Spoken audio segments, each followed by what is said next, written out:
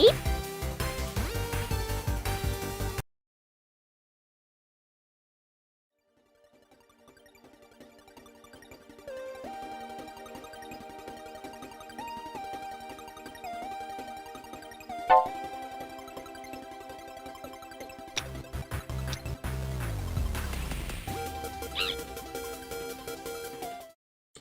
right, we've had enough of that. Hi, everybody. Welcome to whatever the heck mess of a live stream this is going to be. So, apparently I crashed OBS when I pushed a button, which is always great. That's, I guess, the risk of updating OBS before you push forward to the live stream. But hi, everybody. Welcome to this. We have a bunch of people in the chat already. Let me say hello to you all before I forget. We have Dave of Dave's Vintage Apple Tech. Gut Bomb is here. We have CSU DSU Industries. Nerd One is here. Rudy is here. And we have SadMac356. We have SJ Brian. We have Action Retro. We have Hardware Hacker. And who else? Tev Rudin is here. And other people are popping in. Nicholas. Hello, Nicholas. Rob is here. People are trickling in. How is everyone doing today? My goodness. Huh. Yeah, so I wanted to make sure I could screen capture something in a few minutes. So I'm like, oh, let me get this. Let me be real professional and get this set up before I push the button. And I go to push it, and it says OBS needs permission. I'm like, yeah. And I click allow, and then I notice the preview monitor where it's counting down the percentage to the live stream. It froze, and I'm like, oh, okay. Let me just hit the transition button, and it wasn't doing anything. So I had to force quit it and open it up again. But yeah, I haven't streamed in a while, so let's blame it on that. Hope everyone is doing okay. Hope everyone had a nice holiday, a good Christmas, whatever you celebrate. I hope it was fun. We had our family over yesterday, so it was all the fun craziness that you can imagine. And I've been tidying up the basement, although I can't. Well, if I move this box, I can show you. Hold, please.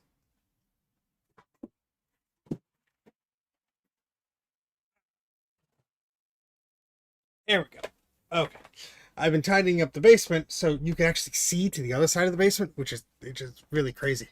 So prepare for this. Oh, wait. No. It would help if I remove the tripod thing. There we go. All right. Sorry for the shaky cam. All right. So now you can see to the other side of the basement. And it looks like there's a wall of crap here. And there's piles of stuff on the side, but you could walk there. There's a big opening. You could see the other side. It's pretty nuts. So I'm pretty excited about that. So I actually use the damn basement again. I know a floor. It's too tiny now. Oh, don't worry, I'll mess it up. Oh goodness. But yeah, there's plenty more Macs on that side. Too many. And SCSI devices. Some of which now that I have access to more easily, I hope to make some videos about soon. So that'll be fun. Floor means more room for stuff. Thank you, Dave. More room for image writers. No. I see some new people coming into the chat. Anyone I did not say hello to, hello. Sean stores all his computers on the floor. Well, it's great because you can just kick them when they misbehave then. So that's all good. Goodness. Hey, Ryan, how's it going? So, a few things I want to do today. I released a video recently about the Kodak film digitizer. One of them in the box right here. And if you haven't watched that video, it's a 58-minute video. I started that in like the summer of 2023. So it's a long video. It might not be for everybody, but essentially it goes through my journey of digitizing 8mm film, like home movie film. This is, I think, a Disney cartoon, but the format is the same. So you got little pictures on a film strip there. And traditionally speaking, in the past, there wasn't really like a consumer way to better digitize these things. You dealt with more light box methods and things like that. So there was a few products out there. There's a Wolverine, there's a Kodak, and basically I bought the Kodak and figured out it was compressing the video, and the whole video goes through how I hacked that and how much smarter people than I am figured out how to get more power out of this thing. So there are limitations to it, but The tricky thing is that there are different revisions of this thing. At least there are 3 or 4 revisions of this unit. And the problem being you can't tell what revision you have because there's no clear markings on the box. All you have is a serial number on the product, and the software version on the little about menu on the screen gives you no inkling of what the heck you have. So in order to modify the firmware correctly, you need to know what model you have, and if it's a brand new version, a brand new revision that supports a different LCD screen or something like that, and you update the firmware, it erases the existing firmware. You can't go back to that, and you sort of brick your system if there's not a backup. So what I want to do today is open up this one, which might have a different revision of the firmware. And we'll dump that, and I'll solder some leads to it and do all that fun stuff. So that's what I'm going to be doing. Hopefully we can get into this without destroying it, because I don't, this would be the 3rd model I have. And the reason this was sent to me is I had one that was faulty, and I returned it, and they sent this one in to replace it. And I didn't expect that. I expected them to just give me my money back. I didn't really want another one, but this was the option they chose. So I have another one for better or worse. I guess I can modify this thing. So let's use it actually and open it up and see if we could get anything good out of it. Are we getting snow? Yes, we are getting some snow down here, probably within the next hour or so. I'm looking outside now. I don't see any snowflakes or anything like that, but we shall see. I do have some holiday lights set up here and some junk over here we'll be talking about in a second. So this will be one thing we work on today, and have some other things that you'll be seeing in upcoming videos. I was talking to my pal Gutbomb about these silly things. This is basically like a video splitter that uses speaker wire between 2 boxes to duplicate signals for a television. We had one of these ages ago, and I have one to play around with again. It's in the box. It's really nice. And I want to do a little video about this, but more importantly, this just arrived like 20 minutes ago. This is a similar product by the same company called the Rabbit Double Play. And what's cool is it gives you picture-in-picture on your analog television. And I love the artwork here, of course. The photos here of the bunnies, so cute. And so basically you could do picture-in-picture. So there's basically overlays of picture-in-picture on your television. And I'm actually going to open this now because I'm super curious if this has the manual inside. The eBay seller did not respond to my requests, and it looked like it had a page of something, but it didn't look like it had like an actual manual in there. So I'm about to find out. It does not. It's just the reminder page. Okay, good, because through the power of buying a second one, which had the manual, now I can scan the manual. And that one didn't have the box or anything like that. But this one's nice. It has the box, has the remote control and everything. So I am warranted in pissing away an extra $10 or whatever it was for this thing. So I will be doing a video on these at some point and archiving all the documentation, because apparently it's not scanned anywhere. So yes, picture-in-picture. That's also a reason why I may have bought 2 of them. I'm sure it'll work that way because it's just analog. And this is a weird thing I picked up at one of the VCF swap meets. It's a mouse port control for the original Macintosh. Look at the cartoon on this. Pretty nutty there. And you open this up, you have the manual, and you could see it's a switch box. And so what I want to do is I want to use this with that stupid headset I have that you wiggle your head around, that I did a video about, the VCS.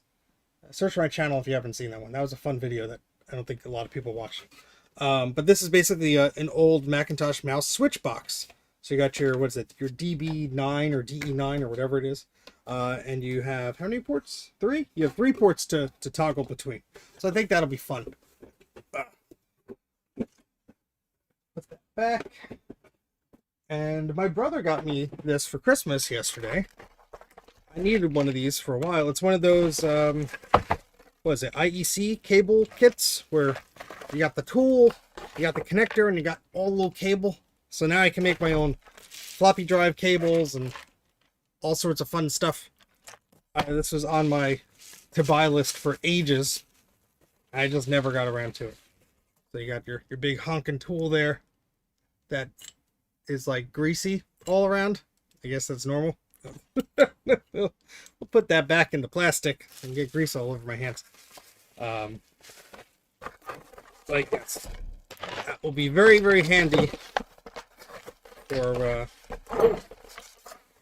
making cables. Sorry, missing the chat. We have freezing rain. Oh, that's not fun. Let's see. They couldn't spend the extra $3 to put the tuner in there. Yeah, I know.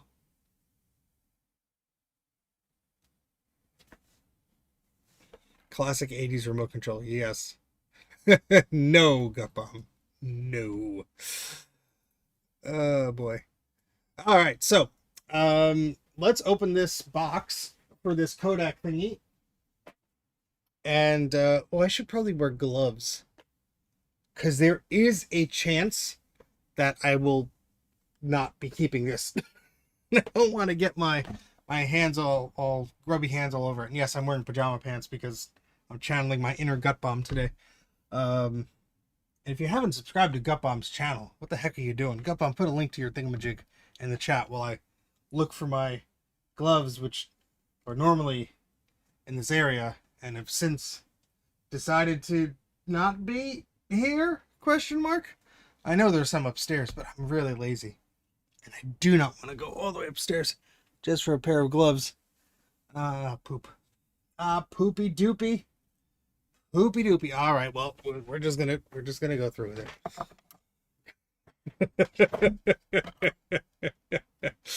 it. Not that much of an inner Gut Bomb, just partial. And before we begin, I forgot to mention, I'm going to do a video on this very soon. This is a really cool product. Let me bring up the website here. Hold, please. Your call is important to us. So, you may know Joe of Joe's Computer Museum. He does a lot of really cool stuff. A lot of really cool adapters and stuff that he sells from other people, other creations, and just great tools like the Blue Scuzzy and other things that you could use to get more life out of your Mac. Ron has a whole series of adapters for his Macintosh SE and similar compact Macs to get video out of them. Gut Bomb has some great 3D kits, like his Cat Mac case and all that stuff there. But this one is really cool. I got an early unit to review, and just because of the holidays and all the stuff we've been going on in the house, I haven't had a chance to do it yet. But I will very, very soon, so this will be out hopefully the next few days. But this is called the Woot Switch. And I'll put a link in the chat there so you can see where to get yours from. But essentially, this is an Apple ADB desktop mouse, well, Apple Desktop Bus ADB switch box. And so what this allows you to do is plug in four computers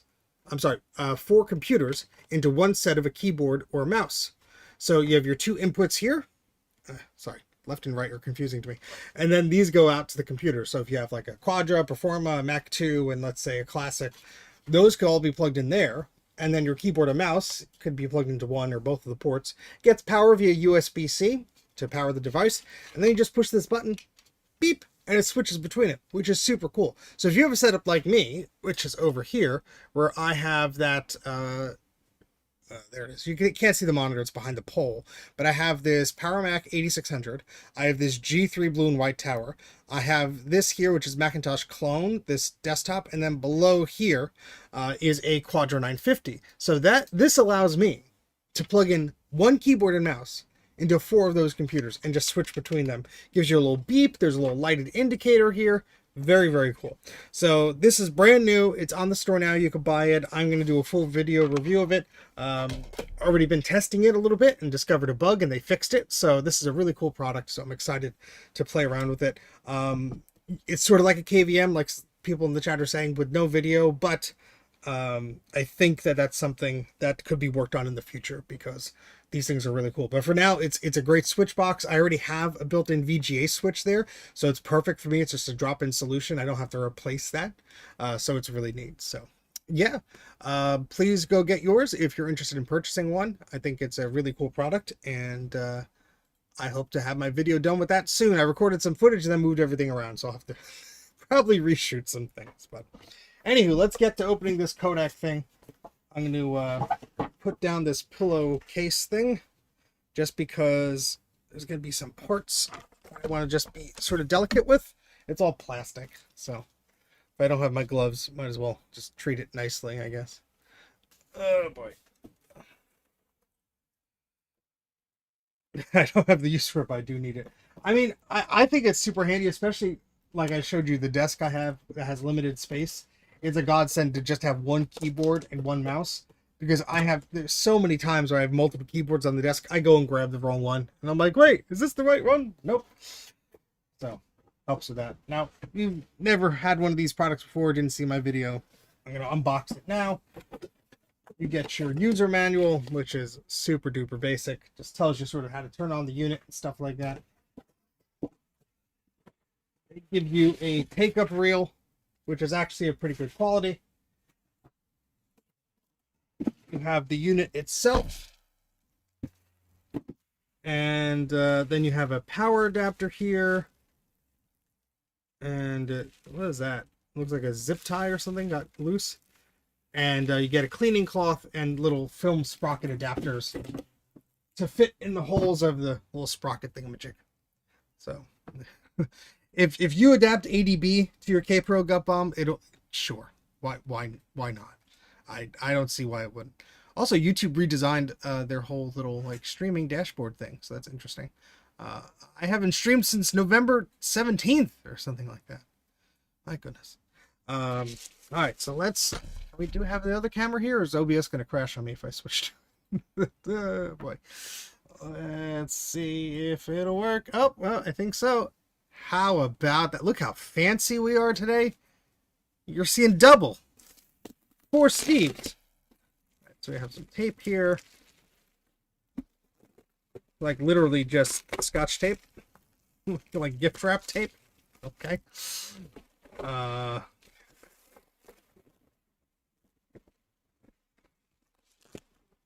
So the serial number on this is why we're inspecting it today. Otherwise, I probably could have just, well, probably can sell this on eBay, make a little tidy profit. Again, I don't need a third one of these. I guess it might be helpful to modify further, but oh, there's a little hole there. That's why it's not coming through. Come on, really? Maybe just poked a hole through there. So my serial number on this starts with K31241. Oops, wrong camera. Oh boy, oh boy, oh boy. Where's the button? Where's the button? Where's the button? There we go. So before I destroy this thing or whatever, that is some information that we might want to keep. All right, so let's really. All right, here we go. Is this thing worth $400 US? Personally, no. It's a piece of plastic. But I guess I'm not a manufacturer, so what do I know? So there are 8 screws in this thing. On the back, once you do that, you have access to all the delicious internals. So I think the trick is with these devices is there are different LCD screens. There are where's actually there we go. There are different LCD screens. There are different maybe LCD screen cables, little tiny hardware changes that I think mainly for the screen affect the unit's firmware. And I think it's really just they're manufacturing either these as cheaply as possible, or for whatever reason, the manufacturer that they're getting that are making some of these parts differs slightly.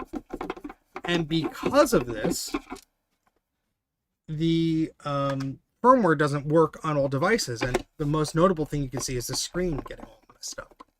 Hey, Dan, how's it going? Happy holidays indeed. Yes, dodge the weather. Stay safe, my friend. And I hope Santa gave you a beautiful boxed next 400 DPI laser printer. Anyone get any good gifts from Santa Claus this year? Oh, and Dan, I cleaned up. I could film your thingamajigs soon. Secret cameo that I almost blurted out.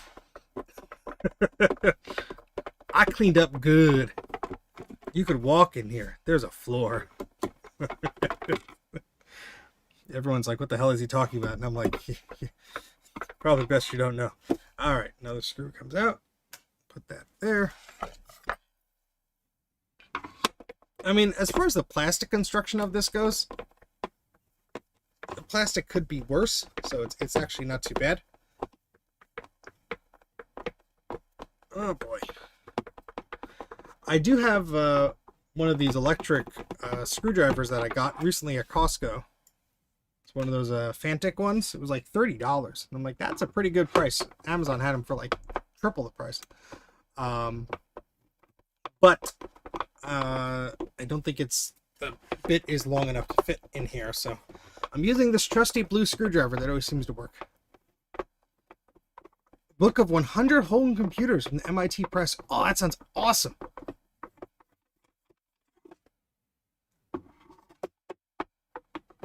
Is coal illegal in California?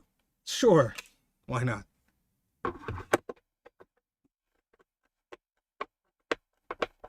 Dave, I hope you are warming yourself with that coal.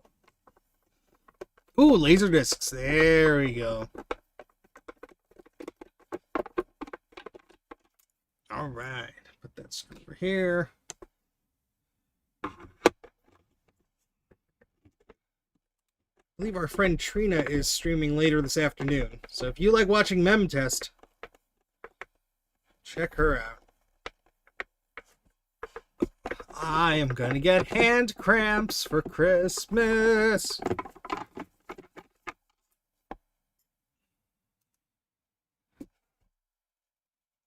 Did I already take those out? I did. All right. So all 8 screws have been removed.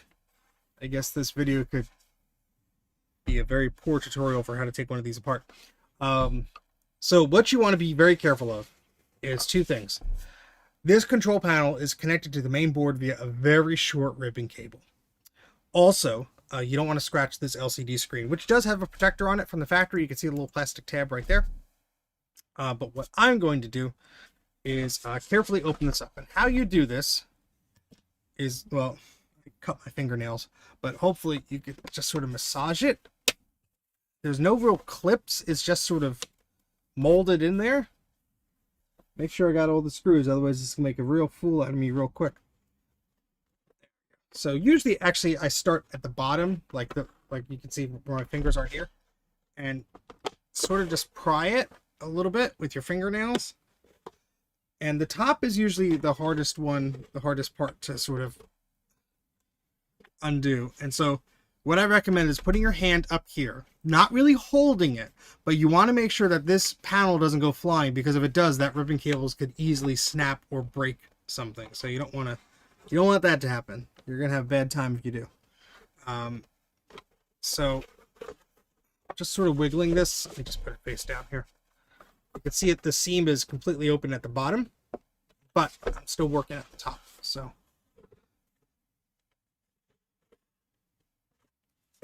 sometimes it actually helps if you close the bottom, because then it forces the top open a little bit. Yeah, now I can get my fingernails in there a little bit. It's just one of these weird things, the way it clamps together.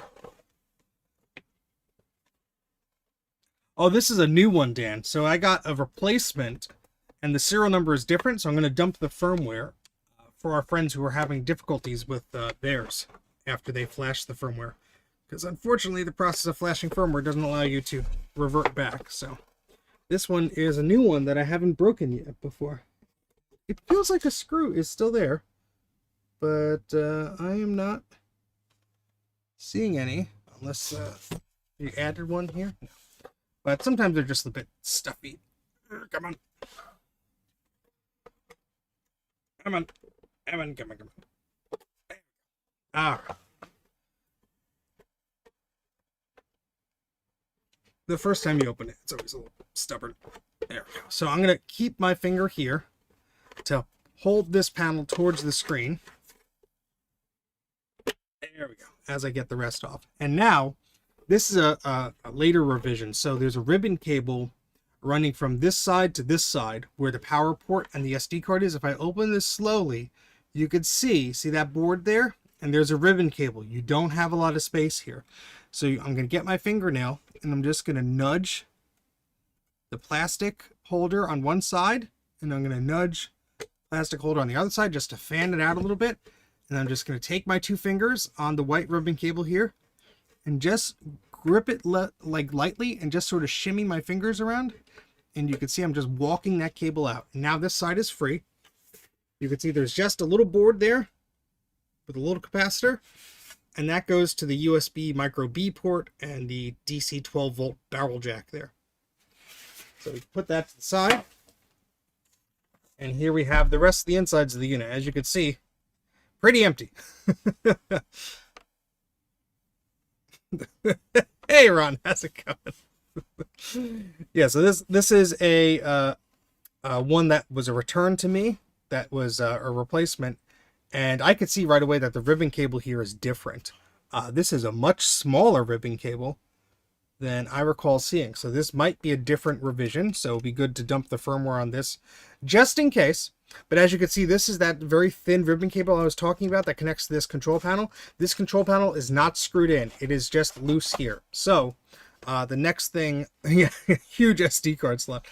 So the next thing here I'm going to do is just unclip that. Now, this ribbon cable actually doesn't clip in. It's just like, let me see if I can bring the camera closer here.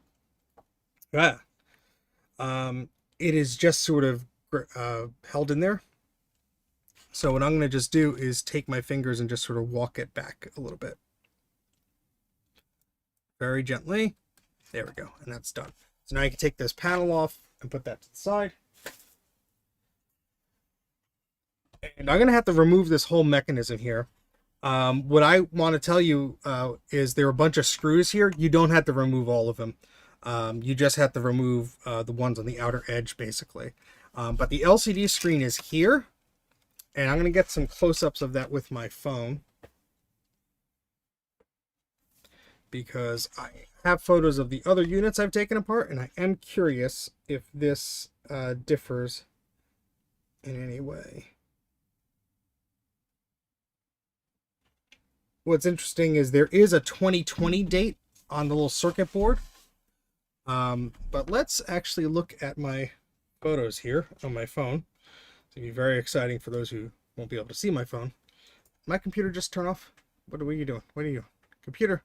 Okay. The screen turned off for no reason. I have albums here of the previous models I've taken apart. So let me just open one of those really quick. Here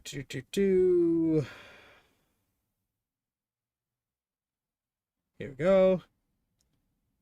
And let's look for a photo for the ribbon cable. Now this cable looks sort of similar to that one. Let's see if I have a better angle of it. No, see this. So it's hard to tell by the photo, especially because it's zoomed out and you know the camera's far away. This adapter board looks the same, but this cable itself is different. The way the contacts are. So that could mean there's a different LCD screen attached. And that could be why people were having issues with the image. It would be great to figure out the pinout for this and just bypass the screen, because that seems to be a big challenge of these devices behaving properly. Sorry, I'm just waiting for this photo to download here. Come on. Come on. Sure, iCloud photos. Just, you know, just don't work at all. Might as well, you know. Let's see, where's the other album I made of this? Because I opened 2 different models up and documented both of them. All right, so here's the version 2 that I opened up. Yeah, so that has a different cable. It's a bit wider, and the contacts are very different. And so now that's the second model I had. Let me open up the album of the first model I have. And again, the LCD screen differs. So this cable looks unique, so I'm very curious if the firmware is different than what is already there. So we're going to further tear this down, and to do so, we're going to first have to remove these screws. Before that, I want to warn people that a lot of these cables are color-coded very similarly. And so on the left side, I believe it is here. Sorry, it's been a while since I opened one of these. Yeah, on the left side here, there are two sets of cables that look identical. And on the right side there are as well. So what I usually do, if I could find where I put my marker, I think it's over there, I have to go grab it. I get a Sharpie and I just color the connector and I color the receptacle so I know which one goes into which. So 1 second, let me just go grab that marker.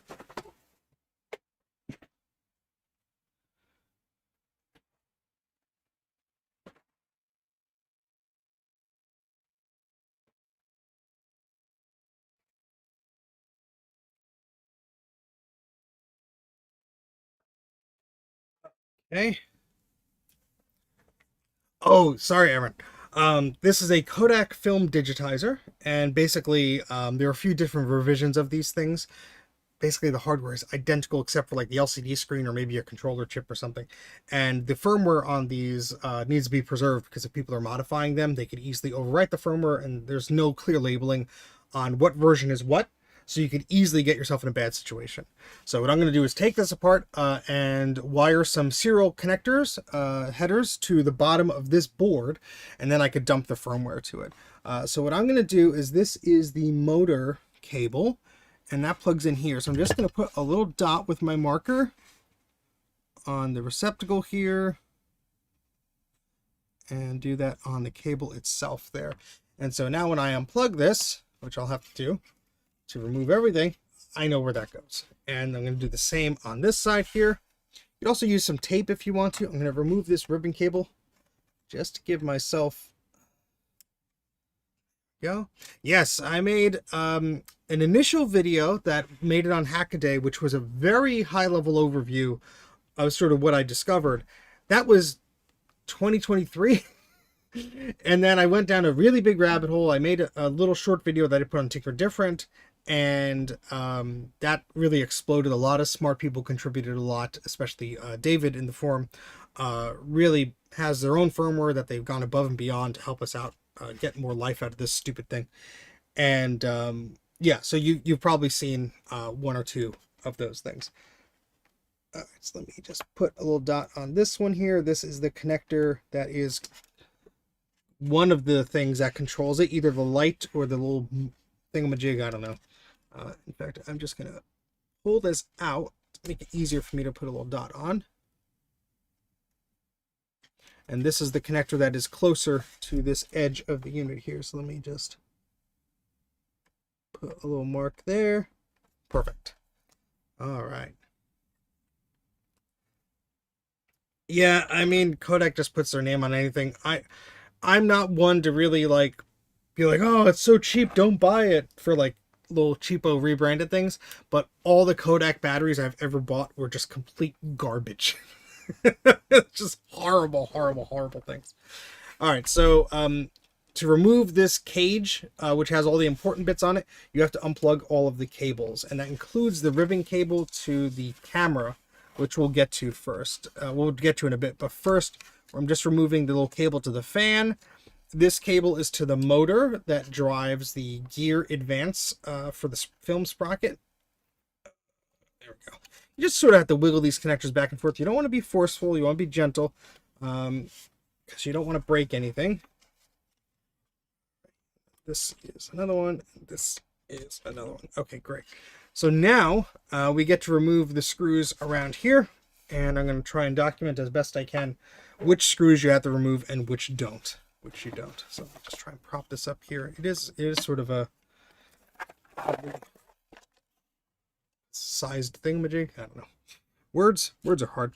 All right, so I think I'm going to start. I think it's yeah, I think it's this one, this second one down here.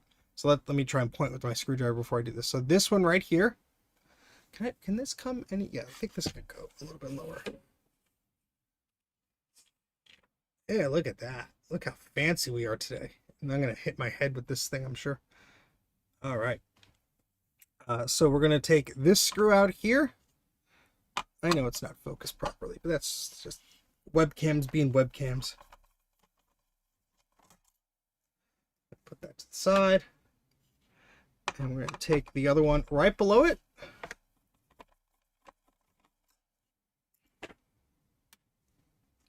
And remember, when you're doing this, you don't want to rip it out. As soon as you have all the screws out, you have to unplug that camera cable, which you can't really get to until this is taken apart.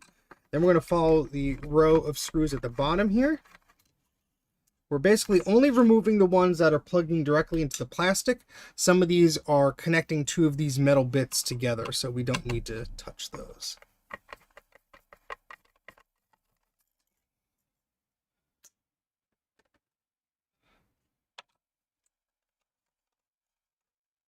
All right, so far we've removed 6 screws, 3 from this side, 3 from the bottom here. Let me move that cable just so you could see. So we did 1 here, 1 here, 1 here, then 1 here, 1 here, and 1 here. Now we're going to remove the screw in the middle up here. So right there. Whoops, and I dropped on the floor. And I found it. Put it right there. Yeah, it does have a weird curve to it. Now, there are 2 remaining screws we have to get. This one is sort of easy to forget. It's behind the fan, so it's right under it. So I'm just going to do that before I forget about it. And all of the devices I've opened, the screw pattern doesn't change. So hopefully that's helpful. And then the last one is just right here. There we go. So in total, we have removed 9 screws, 3 from this side, 3 from the bottom, 3 from that side. So hopefully that gives you a good understanding, if you're opening one of these things, which screws you have to remove and which ones you can just remain and leave alone. So now that this is loose, you can see if I wiggle this, it is completely free. Yeah, I know. I guess the metal is needed there to make sure this mechanism and everything just sort of stays put, because obviously there was some decent engineering done here, but on a budget. All right, so this is going to be maybe a little bit hard to show, but I'm going to try and show you how to disconnect this camera cable, because if I show you this cable right here, this is the camera cable, and it's sort of folded up. It's really short. It's folded up into that connector, and this is why I always caution people when opening these things, because there's a lot that you could easily do to mess this thing up. So what I'm going to do is just lean this back just a little bit, and it's sort of coming off of the seat, the little plastic pegs that have this seated in there, and I'm just going to lift it up, and I'm just going to move it down if I can. The problem is, like, the film mechanism and the camera are sort of like in pockets into this, so you sort of have to lift it up like by an inch or 2 and out. There we go. So you can see that's sort of where everything was. Now this unit is completely separated, so let me put this down. Put this on the table next to me. And here you can see this is the camera mechanism. This is the film advance mechanism. So this is what moves that little hook that's under here. We're right where my finger is. There's a little metal hook, and that moves the sprocket of the film. This just clamps down to put some pressure on it to move it. And this is a switch that tells the device if you're doing 8mm or Super 8. So that's what these cables go to. Let's see. Where's the one that I marked black is actually the motor, I guess, or maybe a switch or a sensor for this. I'm not sure. But all right, so let me actually take a drink of water, because I've been talking too much here.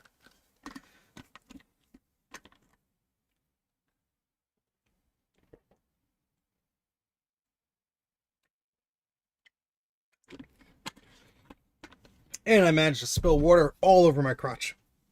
Merry Christmas. I don't have any paper towels here, do I? Oh, there's some over there. I'll be right back.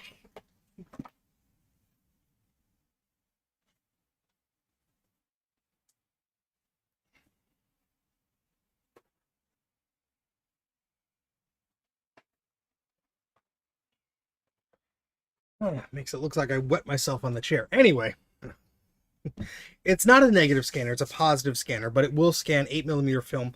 I have a whole video about it on my channel that I just released a few weeks ago. So if you want to check that out, it is a bit of a lengthy one, but if you're interested in that, I suggest you check that out. Okay, so we have to remove this board because this is where we're going to solder some wires to. And as I mentioned, this is the camera. And so we have to disconnect the camera from this board. We also have to disconnect this board from it. Otherwise, we can't really get to what we have to get to. So this camera cable, I hate it. It is so short and they fold it in on itself. And this is a really important part of the device, obviously. Now this, the cable disconnects from it in a different way than you would expect. Now this is that front panel connector, and you can see there's this little black thing there that's supposed to like keep the cable in. I usually just don't mess with that. So just to let you know, this is more of like a pry to your side type thing, and this is more of like the lift up the flap type thing of these little connectors. So just a word of warning, don't assume all these connectors go the same way. Just take a while, inspect it, and just go slow. So what I'm going to do is put my fingernail under this connector. I think this is the way it goes. Yes, and just lift it up. And now this cable is loose. Just going to walk that out of there. You might want to use like a spudger tool or something, but I'm usually pretty good with my fingernails. And the same goes for this, except it's a different type of connector. You have to sort of put your nail or your tool on one side, sort of pry it out. Do the same there, and then walk the cable out. So now this board is free. I have a smaller screwdriver now. There are 4 little screws here. And so let's take those out. I mean, you could invert the colors, but sometimes the brightness and such isn't the best. I mean, I haven't personally done it.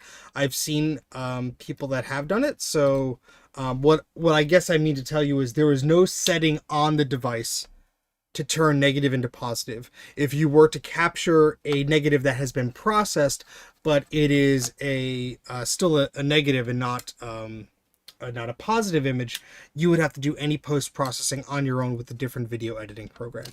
This device is intended to capture positive processed film, if that makes sense. And I've seen at least every single piece of 8mm footage I've personally handled has been positive. From home movies to cartoons. Let's see which one this is. This is The Black Hole from Walt Disney Productions. This is one of those, they cut down the movie into like 3 minutes to give you some scenes from it. All right, so now this board is free. Yay. And on the back is all the important bits. So let me move this out of the way. Run out of space on our spare table here. And what I had here it is. Bag there. Now let's switch to our microscope view, which hopefully still works. I haven't used this in a while. Where's the microscope button? There it is. Does it work still? Yeah, how are we about that? All right, so let's switch to our microscope here. Oh! Well, the camera fell. Hold on. Oh. Let's try and put that back up there without it falling again.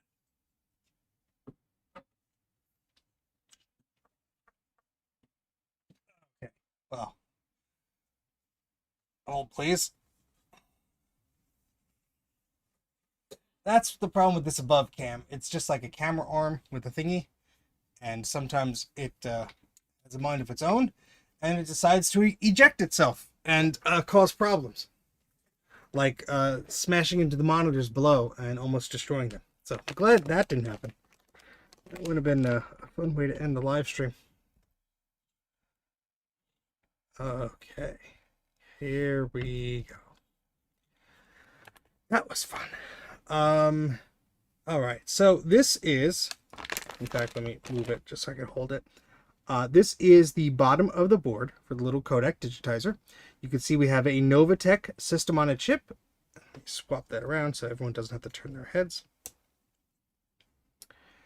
And so this is an NT96658MBGNH. And this is, I think it's like a 400 megahertz processor or something like that. Hey, Colin, how's it going? Hope you're doing well. Hope you're feeling better. And then we have our little flash chip here. And this little thingamajig is where the firmware is stored. Now, when I first started this journey in 2023, I desoldered this chip. Sorry, the focus of the camera and everything is not perfect. I desoldered this chip and I dumped the firmware that way. However, a much easier way to do that is to use these little headers right here. These little gold headers. These are serial port headers. And so you only need to connect to the 3 of these. You connect to the ground. And actually, yeah. I'll have to check my documentation. It's been a while. You connect to only 3 of these, I remember. And it allows you to send commands to the device, including to dump the firmware. So that's what we're going to do to give us a little bit of an easier time in communicating with this thing. So let me open up my documentation here, which I posted on that Tinker Different thread. And I actually should put a link to that in the video description. I'll do that afterwards. I forgot to do that because I'm silly. Let's see. Kodak serial device. Here it is. How to dump that. Okay, so here are all my little pictures and instructions.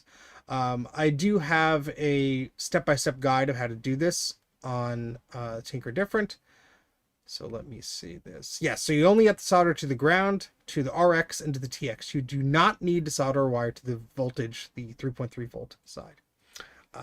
Excellent. Okay, great. Oh, thank you very much. Oh, you're talking about Colin's video. I didn't watch that yet. I hear it's exciting. Oh boy, I hear it's exciting in the most frustrating technological way. Oh, poor Colin. And speaking of Colin, if you are a supporter of myself or Colin, you can enjoy even more shenanigans from us. We have a podcast called Unimplemented Trap, and it is exclusive to our supporters. So if you can't get enough of us just talking about stuff, that is one way to get more. And it's exclusive to the supporters of either my Patreon or his Patreon or my YouTube membership. So if you are interested in that sort of thing, make sure you support us for as little as $1 a month on my side. I forget how much Colin is on his side, but really small potatoes here if you want to have some good extra fun with us. You're driving around somewhere, you just want to put it on in the background while you're fixing something or whatever. I think it's a good quality product. All right. So here's the 3 pins that we're going to solder to. And I need some magnet wire, which is somewhere. Damn it. I had all the bits. Oh, here it is. It rolled away on me. I was about to say I had all the bits here somewhere. And this is 28 AWG, American wire gauge. But that's what I'm using. This stuff here. Our suffering are now your sufferings. Repent, rejoice, whatever you want to do. Oh, God. Shed ownership. I tell you, you can't make up this stuff. It's freaking ridiculous. Oh, God. It's a wonder I get anything done. So what I'm going to do first is I'm just going to put some flux on these pads here and just tin them with the iron. These are very small. As I say to anybody who are looking to do modifications with this stuff, you really want to practice on something else first. This board especially likes to just blob things around. I don't know how it was made or what the deal is with it, but it's not easy. So practice on one of those soldering kits from Amazon if you want. But don't go repairing your Macs or modifying anything from the start. You want to test and play around with something that's not precious to you, that if you break it, it's not a big deal. Because this stupid device is $400 frickin'. All right, so we're just going to put a little bit of solder here. And you can do a little bit of solder there. And a little bit of solder there. You only need a little bit here, folks. And you don't want to bridge them. Let me see if I can get better zoomed in with this thing. Hold on, please. It's been a while since I used this, actually. Zoomed in for the camera, but not for my eyes. It's sort of important I can see what the heck I'm doing. But what's interesting here is there's also a bunch of headers on this board. And these headers are for functionality that was never used. There's a microphone, it looks like, input and output for audio. I think there's a Wi-Fi header or an antenna or some sort. There's a bunch of unpopulated stuff that I'm sure this board could or would be used in a variety of different applications. So yeah, so this board revision is from 2021, even though this was sold to me in January of 2025, or shipped to me rather, I should say, because this was a replacement for a return. Looks like that might be a speaker header of some kind. I'm not an expert, I'm just guessing here. But it's very nice that they left the serial port headers exposed and so nicely labeled. I bet you they won't make that mistake again. Okay, so let's just burn the enamel off of this wire here as things fall around on my desk. And I'm just going to try to not light the pillowcase on fire that is holding the devices on the desk here. Okay. Where did I put the thingy? Ah, poop. Where did all my tools go? I had the snippers, the little clippers, because I need to cut this wire. I made it a little bit too long. I think it's right over here. Hold on.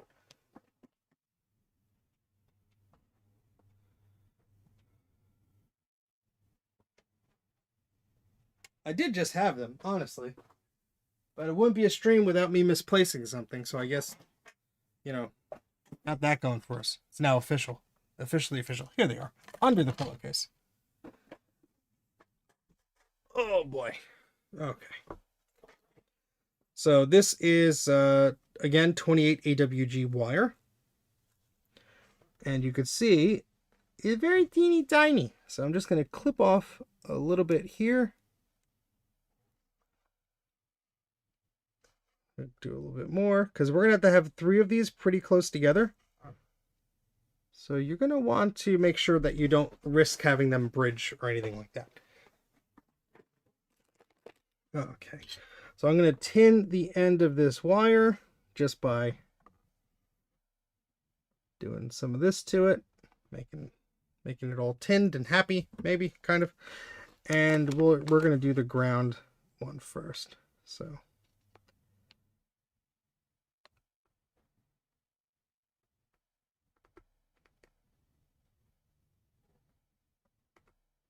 I said we're going to do the ground one first.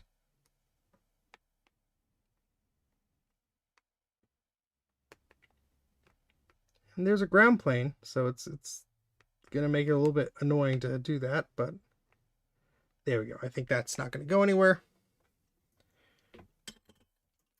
And I'm going to give myself about 2 feet of cable here, just so I could fish it through, maybe 1.5 feet, just so I could fish it through the device without worrying about soldering an extension to it. So I think that's good. And let me burn the enamel off of this wire, and we'll repeat the process for the other one.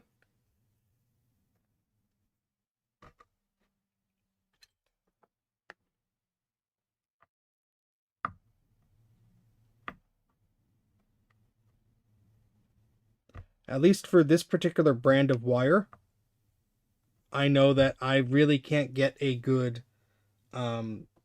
removal of the enameled wire without burning it with pressure and force against my wooden workbench.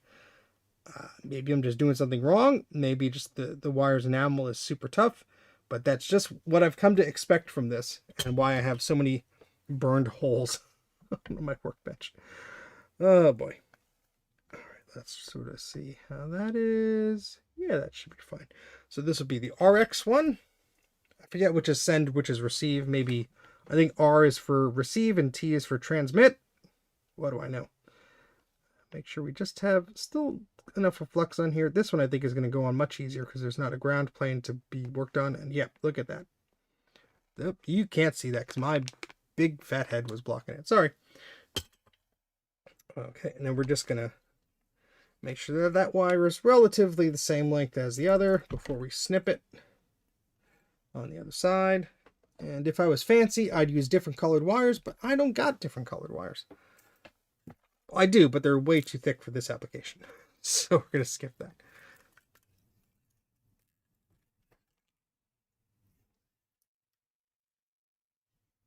Yes, even if you're a professional, it's good to just be safe. You know, a first draft is a first draft. A first try is a first try. But you want to try not to ruin your your precious device, whether it's a computer or something else. And I just realized the top chat button was selected here, so I have been missing some of the live chat. My apologies.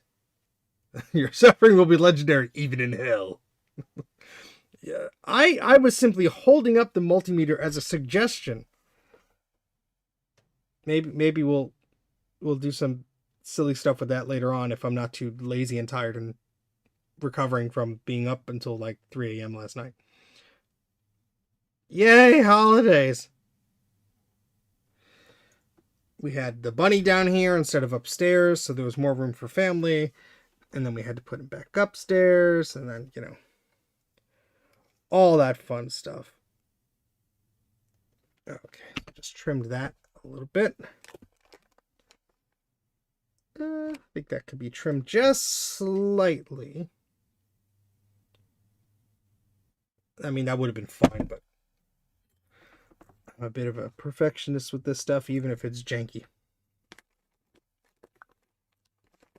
Okay, so this will be the last one.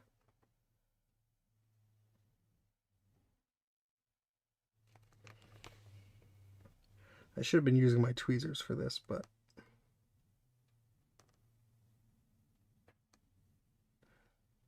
it's a little bit too much solder on there. I'd like to get some of that off of there if I can. And this is folks where I screw it up by trying to clean it up, because it was perfectly fine before. Perfectly cromulent before. Alright, that'll do. Alright, so let's turn the soldering iron off for now.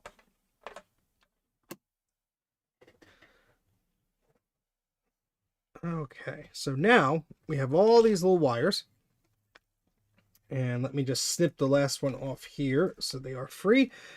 Because I'm going to want to feed these through the case to make it easier to access the darn thing.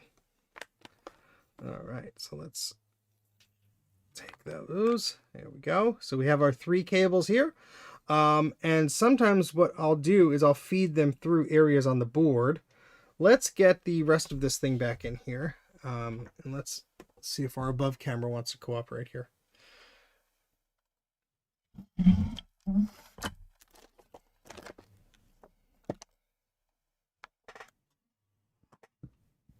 Who doesn't like flux on their pillowcase? Actually, I don't need this whole thing. I just need this bit. So what I want to do here is just see how this situates itself when it's placed back in. Yeah, so it'll be like that with the wires coming up here. And I kind of want the wires to go the other direction. I want them to come down over here, like towards this section or this section.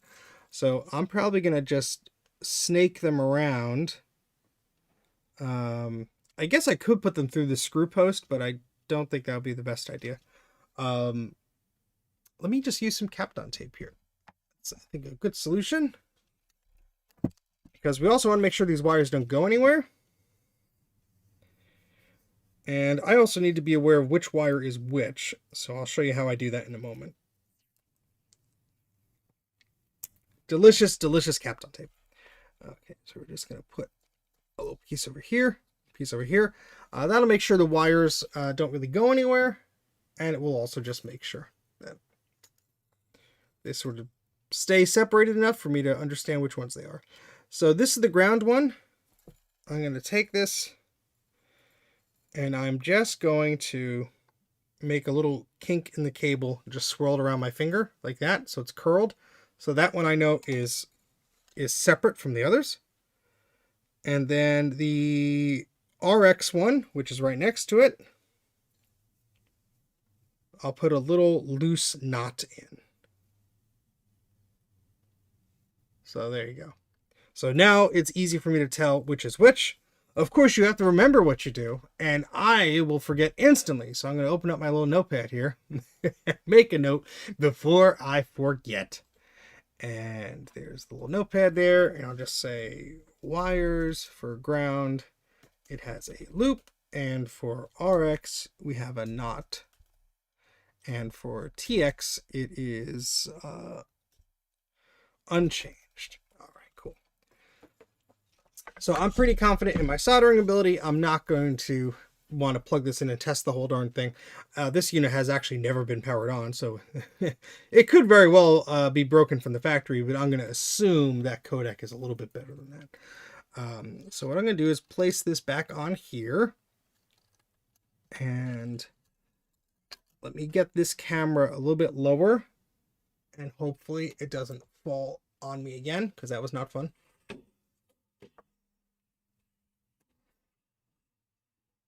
Oh boy. Yes, I'm tinkering with a Kodak 8mm film scanner. Pippin only escaped once, and it was my fault because I left the door open. So he was a very good boy in the basement. And I'm getting hungry for lunch soon. But okay, that's besides the point. So I have these cables I got to put back in. Again, this flap should be up. So I'm just going to feed camera cable into here. These can be very finicky. They have to be super flat. They can't be over to one side too much. All the joy of these ribbon cables.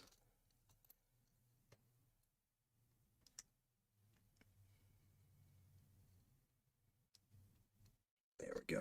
And this one doesn't really even seed in all the way. So it could feel like it's actually not there, but it is. This one, make sure this comes out a bit again. But not too much, because you'll break the whole point of that connector.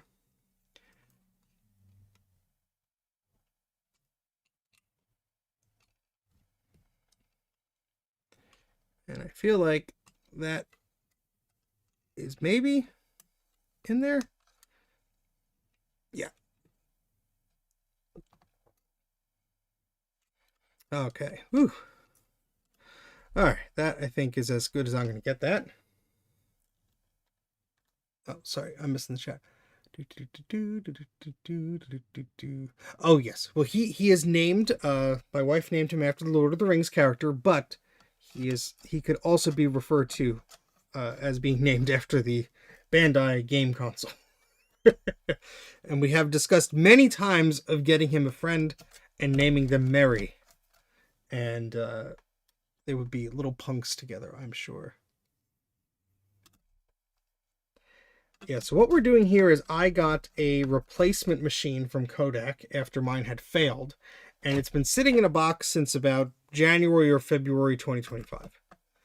And recently, someone said that their device was not working after they tried one of the firmware modifications. I'm like, oh, that's interesting. I wonder if there is a new revision, because we as the community, have identified 3 different revisions. We call them A, B, and C of these models. And basically has to do with the chipset or the LCD screen or something like that. But in order to understand that, we want to dump the firmware and take a look at things. So that's what I'm doing. I'm soldering these little serial cables so I can communicate with the device and hopefully dump the firmware to it. So now that that's soldered on, before we put that in, here's a close look at that LCD ribbon cable. As you can see, it's slightly different here than the others. We have this little adapter doodle here. It has a date of 2020. This ribbon cable differs. I guess I don't think there's much to see as far as the LCD itself in here, so I'm going to leave that in. But work on putting this back in. Yes, happy holidays, Merry Christmas, Happy New Year, all that fun stuff. Hope everyone had a good holiday, or is continuing to have a good holiday. I guess it would be helpful if I plug these wires in before I plug these things in. But we're sort of having just a chill day here, tinkering around. Hopefully nothing explodes. Okay, so this one plugs in there because we have the one with the black mark that will go in there later. This one plugs back in here. And then we have these two cables that are identical that go underside here. Okay, and then this one has the black mark on there, so I know this will go. Oh, if I can get that to go in there. Whoops. Oh, come on. Sometimes it's just like, it'll go in like 90% of the way, but you just sort of have to nudge it in there. There we go. You want to make sure these connectors are flush because you don't want to have to open this darn thing up again. But yeah, so there's the unit. We have our 3 cables coming out the back of it, and we're going to screw this back into the plastic case. And so I'm going to sort of feed this in. You just sort of want to feel for it, make sure that the camera isn't going to hit anything or anything like that. You know, it's probably a good idea for me to make a modification to this while I'm in here. So you don't have to do this again, because we all know I'm not selling this stupid thing. I will never get around to that. The modification I'm about to make lets you access the camera much more easily. So you can see there are these little clips here. And this basically is this hood here for the camera. And there's a little hole that allows the camera to peek out. That's great and all. However, I've found that in some of the units I've had, the camera lens isn't focused correctly. So I find that I have to actually remove the hot glue from it and focus it a bit better. While I have this all taken apart, I might as well remove this piece of plastic here. It can be a bit fiddly, but there are these little clips here, and so I'm basically pushing them in one by one to sort of loosen them up, and then I'll come around and just do that again and again, and just sort of press down on it.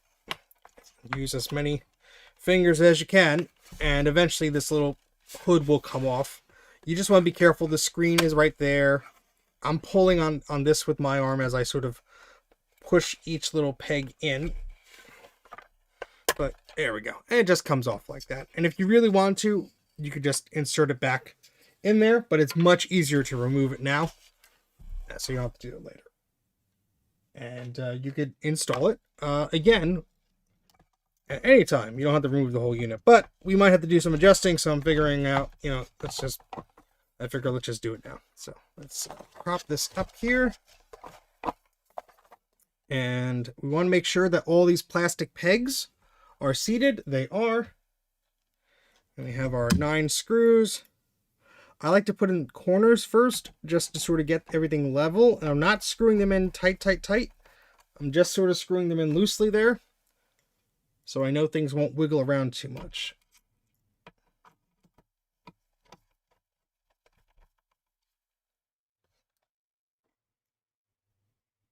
Oh, you're very welcome there. That video was a labor of love. I am quite pleased with the amount of views it's getting, maybe because I just didn't release another video over the holiday and people had time to themselves. A lot more folks are watching this thing, which is really neat. And I'm glad. I really didn't expect that many people to watch it. It's an hour-long video. I know a lot of other channels could do lengthy videos and people eat it up. I'm not that large of a channel. So, but it's really rewarding to see people's comments and feedback. 99.99% of the folks that have reacted to this have done so positively, and have actually watched the video before commenting, which is always nice. So you don't get comments.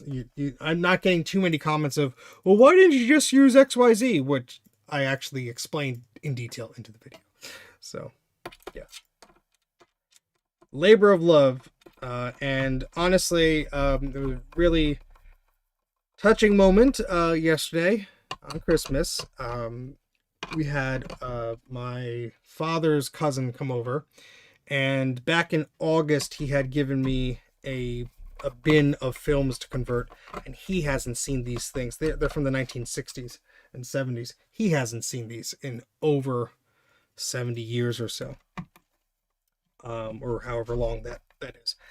And he got very overwhelmed very quickly when I was showing him some of the results I got. He was very, very excited to see these again. So that's sort of, the whole drive behind this, is to just make sure that some of these things can be preserved, even if it's not perfect quality. I'm not spending $20,000 on a film scanner. That is the quote-unquote most affordable option that people have. That is just a Kickstarter at this point. It's not even, I think they're pre-orders. Just now tightening up everything. So yeah, that's just, I know this device is not perfect. It definitely has its shortcomings, but besides making your own unit, which I might consider playing around with in the future with the Raspberry Pi and all that stuff, this is really more attainable to people who just want an off-the-shelf type thing. Yeah, you never want to over-tighten anything into the plastic, especially on the first go, because something might be seated weirdly. And I almost forgot to put this ribbon cable back in, so let's do that now. Now this cable, let's double check our camera. It's always good to take photos before, after, and during this process, because I think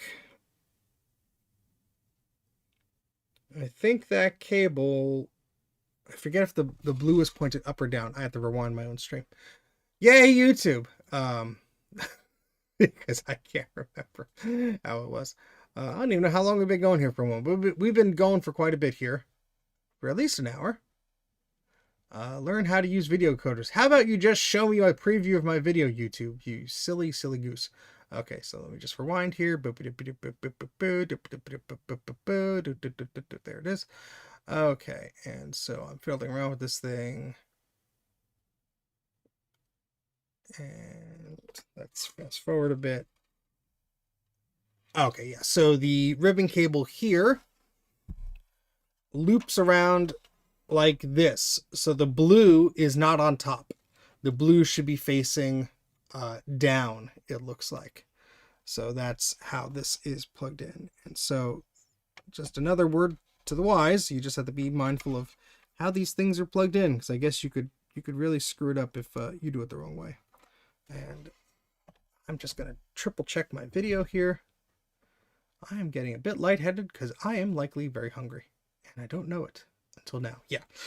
So how this cable loops around is exactly how this is showing. It comes in here and then it curves downward. You see the pattern with all the numbers and stuff like that. And then the blue faces down when you plug it back into this board.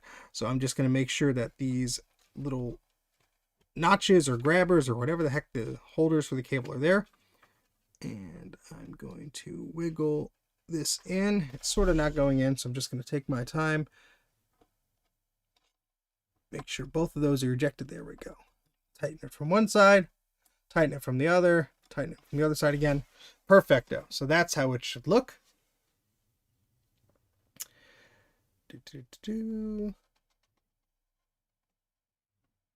Back when it was unleaked. I wouldn't necessarily call what I did leak it. I would call it preserving it. But yes, thank you very much for the kind words. That was a fun project to be a part of. Would hacking a new sensor and 3D printing some holder gubbins perhaps get to the point where this thing could work with 16mm or 35mm film? I think if you need to do anything wider, you would need to replace this whole mechanism here, because this holder here is a guide for film, and this illumination panel and everything is really designed for 8mm. So if you were going that route, I would say it would probably be best to just make your own unit. There are other projects that are designed for 16mm and 35mm. There's a whole 3D printed one that I kind of want to dive into, but as with 90% of these homemade digitizer projects, they're made because one person decides, I want to do this for myself. They document it, but they don't always document it as detailed as possible. And sometimes they really mean to, but they haven't gotten around to it yet. So there's a particular project, I forget the name of it, that I've been looking into. And it does 16mm, it does 8mm.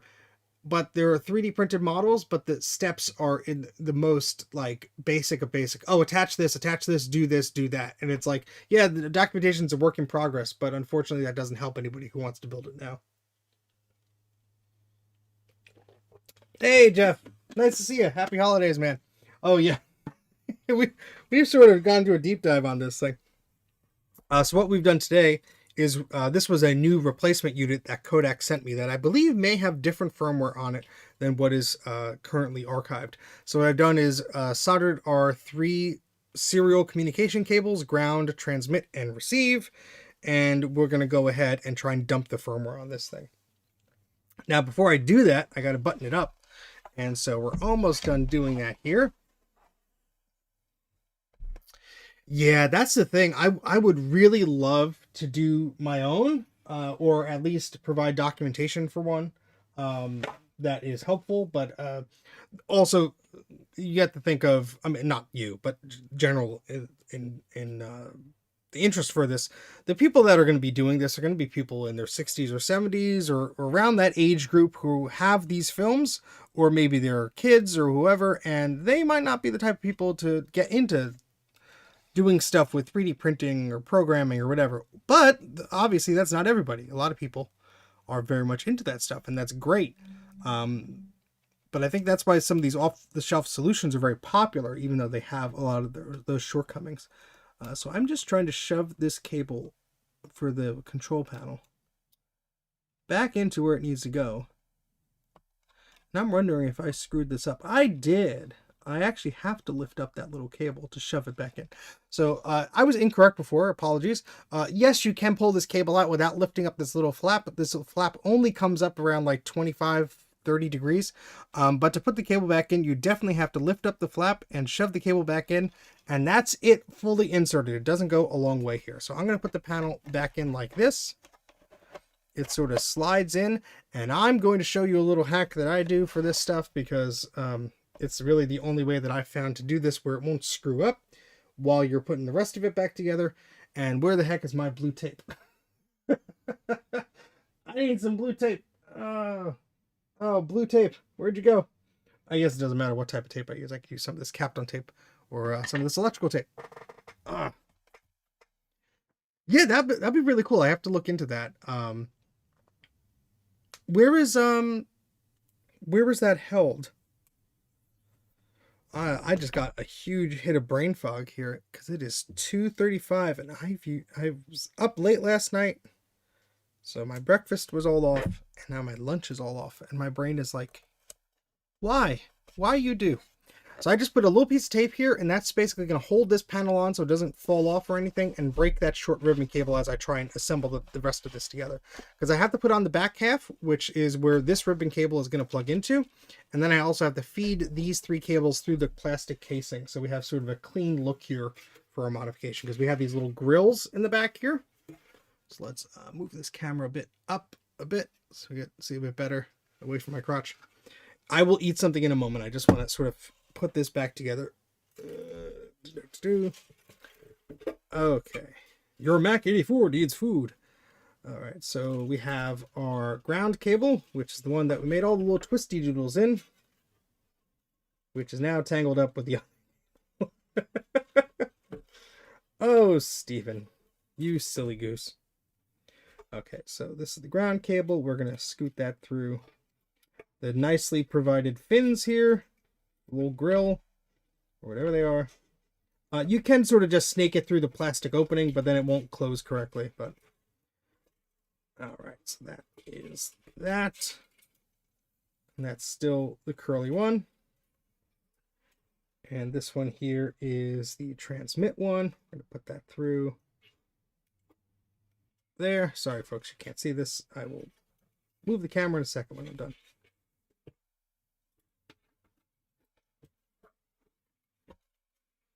Okay, and then here is the other one. I believe this is the receive. This one's the one with a little knot in it. Let's see if I can grab that from this side and pull it through. There we go. Okay, so if I move the camera a bit, you should be able to see what I'm doing here. I'm basically taking the wires, hopefully this camera doesn't fall again, taking the wires that were soldered under this panel here, and we're feeding that through here into the little openings here.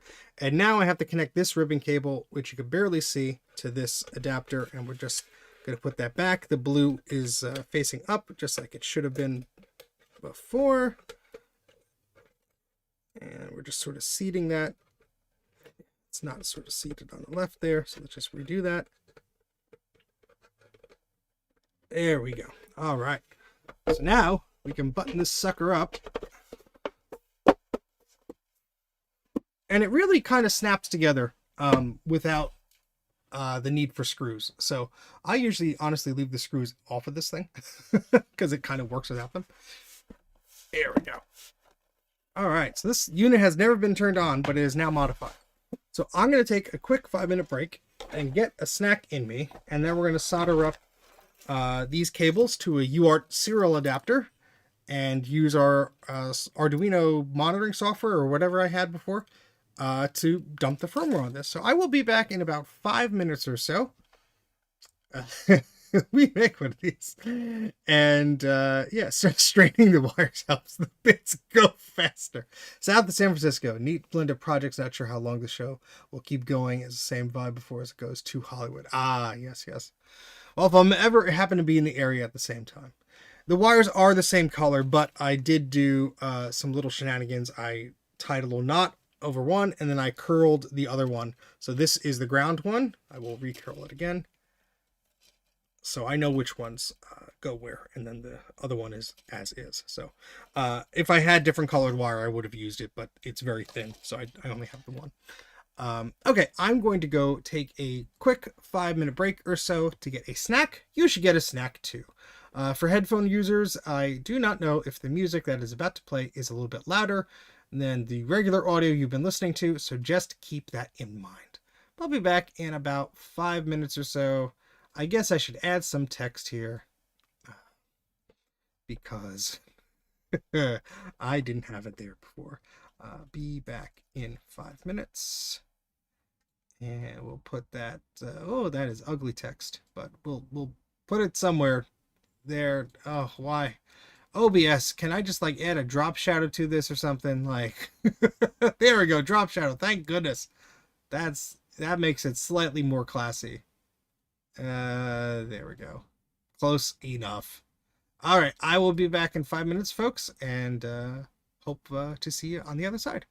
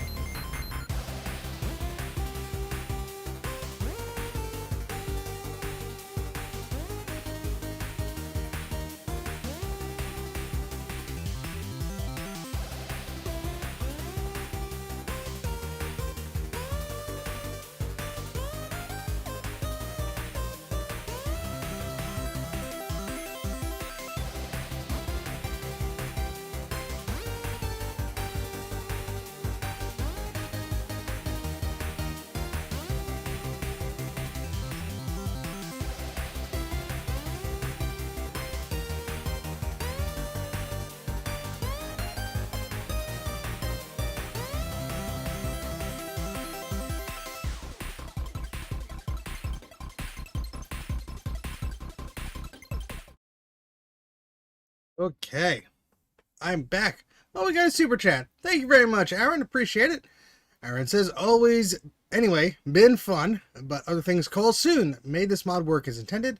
May Colin have better luck with the future network hardware. Very, very, very cool. Thank you very much for the super chat. Eep. All right. What else happened since I was gone? Let's scroll up. You ever checked out that Peace of Mind diagnostic software or the Pinnacle software for the SCSI recorder? If you need it, I still have it. I think you already sent that to me. I actually found that device while I was cleaning up. If you already sent it to me, I have it. But if you're still here and you want to email me the link again, that's great. But I do want to play around with that. Unfortunately, I think last time I tried it, I don't know if it was turning on properly, but it could also just be something simple fix. Colin says, Steve should offer guest DJs during breaks, spin some fat beats. I wish I was that fancy enough to set that up, but I don't know how one go do. Oh boy. Okay, so we have this thing connected back together. What I need to figure out is how to... Well, let me bring up the one that's already modified. It's over here. Let me show you how that's modified, and I'll explain what I want to do.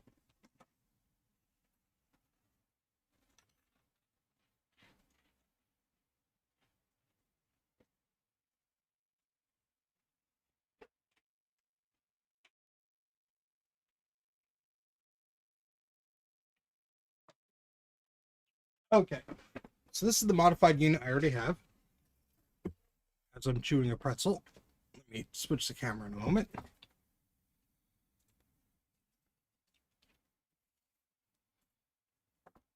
Okay, so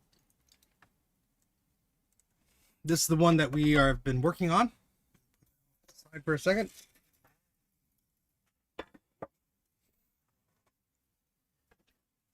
All right.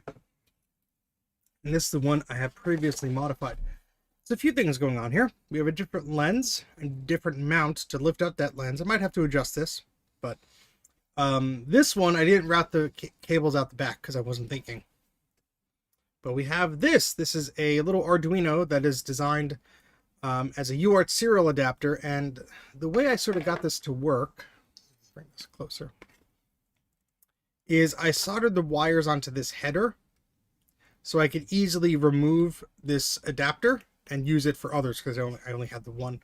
So I think I need to find another one of these adapter doodles, or maybe I could just like find like a jumper or a shunt or something like that. I have so many little bits and bobs that I just put in a little bin. Where'd that bin go? Hold on.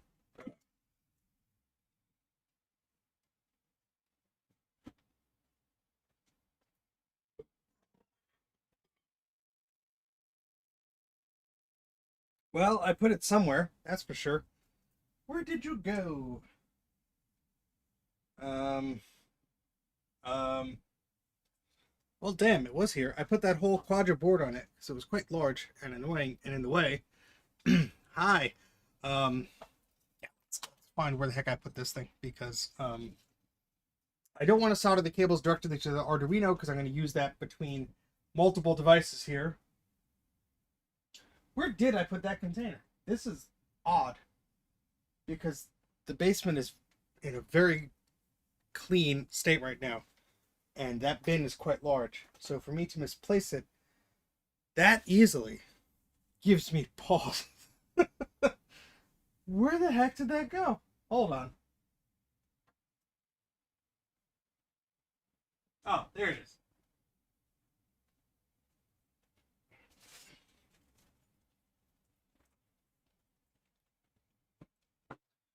Okay. Yeah, pretzel's yummy. I just had a small bowl of chili, yay, leftovers, and pretzels sound good with that. So I have this little thing of little gubbins, as Sean would call them. Let's see if we have anything that could be used here. We have little headers that kind of are the opposite of what I need. I need like the little connector doodle guys. We have little, little LED thingamajigs. Let's see. Maybe not here. I have another little bin of things.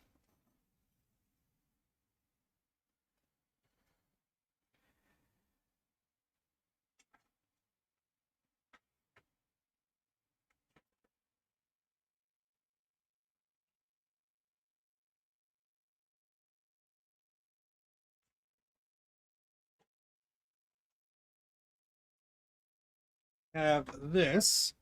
There's plenty of doodads in it. Let's see if we have any little headers or things we could pull something from. No, that's not helpful. Even just like an old IDE cable, which I don't know if I have one, and I don't want to crimp like a whole IEC or whatever connector just for this, because I know I have little bits that I probably just sitting around here, right here in front of me. I found some headers here, so let's cobble something together, which essentially just lets us unplug and replug this thing. Dana, hello. A stream, yes, I know. It's been a while. YouTube didn't tell you me. YouTube didn't tell me. YouTube didn't tell you I was live. Ah, stupid YouTube. Ugh. Silly YouTube. Well, I'm sorry. You basically, I took a lunch break and I'm just back now. But what we essentially did is I have one of these Kodak digitizers. I had one that was a replacement model, brand new out of the box, and I modified it. So now we are just going to wire up the headers for that to our little UART serial adapter Arduino guy.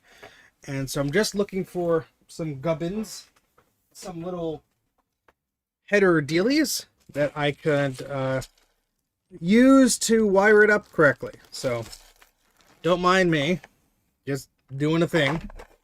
We missed everything. Doodads, whatchamacallits, thingamajigs. Whatchamacallits. Damn it, now I want candy. Oh, gosh. There has to be some garbage on this desk I could use. Kind of. I like how you have like a gut up view of me. Nobody wants to see that. Hi! Alright, let's try and find some little doodads here that we hopefully you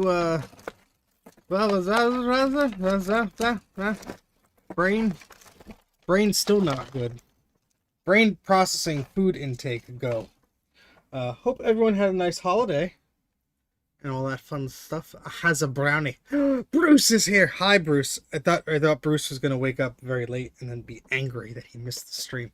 You didn't miss that much. We still have a lot to go through, including finding where I put my brain. Hi. And Gupum has a brownie. You bastard. I was just testing my Apple TV remote and happened to see your live stream. Murphy knocked over an entire glass of water onto it last night, so I stuck it in a bag of rice. Works great. Oh, God. Oh, it's always good when cats do nice things. Oh, boy. Way too much food. That sounds like an excellent holiday celebration. I need to find where these little gubbins are, because I know I have these little bits. Didn't really think this far ahead, but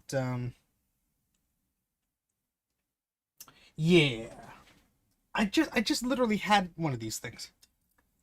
Hold please. Your live stream viewing is important to us. I'm gonna go over here just for a minute.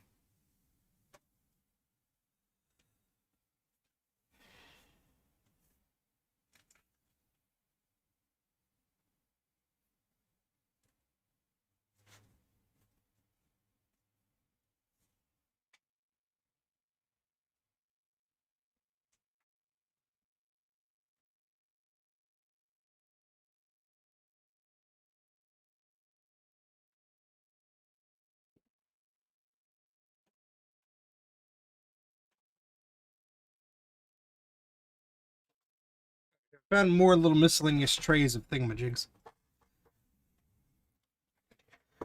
Oh, now I'm really short. I thought I pasted it in, but I'm also dumb, so just have to chalk it up to me being an idiot on this one, Bruce. And when you look at my past idiocy, can you really say it was malicious or intentional? The answer is no. Okay, so that I don't think has anything useful in it. I have switches. That's not really useful for this particular purpose. What about this? No, those are... Oh, that's for an analog board that I never finished. Yeah, put that over there. Well, crap. I need to find a way to do this. It's just 3 wires. So I guess I can use little thingamajigs to do the thing. To do. And in fact, this might be a good way to do it. Let's see. Maybe? Probably not. Let's see if the stars align here. This is a little blue pill adapter dealie that was designed for the original run of the Blue Scuzzy to do image selection stuff. And it's just like basically a spare PCB.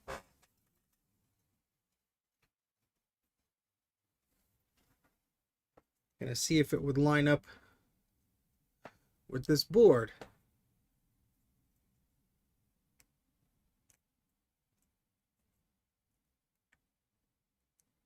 And it does, I think. Maybe. Well, kind of. Yeah. Look at that. All right, so I need to... Excuse me.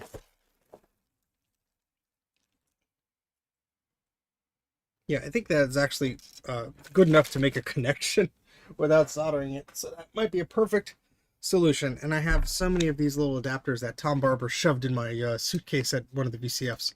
So use your teeth. What's the original plan? Wait, we have plans? We have plans? We don't have plans in this stinking live stream. We don't need no stinking plans. All right, so this little guy attached to here.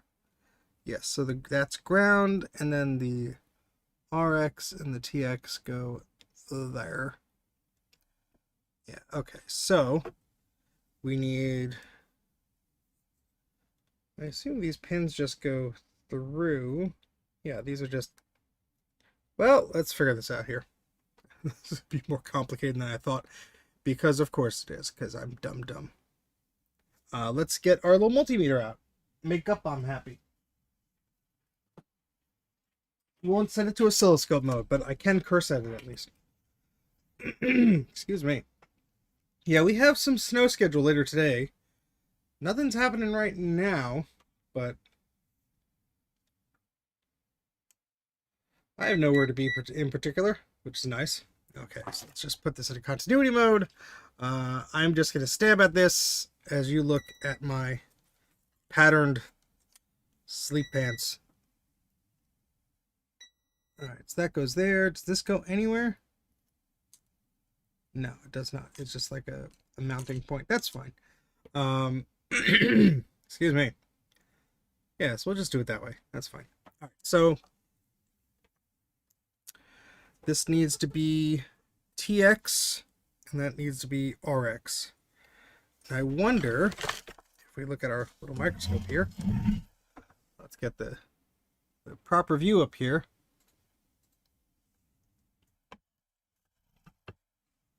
Because basically what I'm doing here is I just want to snap on something that will connect, and I think this will do the trick. So I just have to put the ground wire there, because it's there, and that'll be TX and RX, and that'll be fine.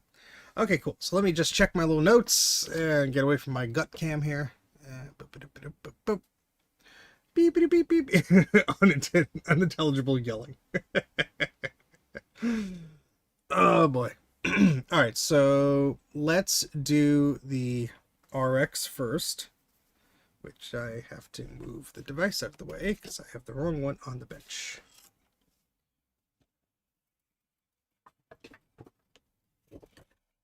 Okay, let's get this sorted. So ground is the one with the big loop-de-loop here.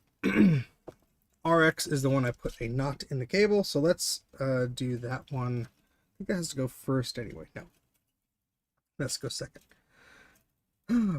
Bad brain. Bad brain. You think, not good, do go. All right, so I wonder if that's, yeah, that's just a hole there. But I could probably, yeah, it'll be fun. Soldering iron, go. 41 degrees Celsius. Holy crap, Bruce. Did you melt? I would have melted. That's quite a shift, though, to 17. My goodness. No, we are the ones with backward seasons, Ryan.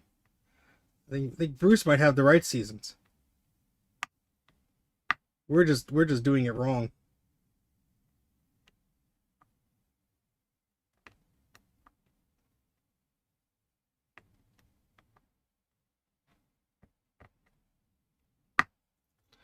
Alrighty. What am I doing again? Something with soldering? Yeah, sure.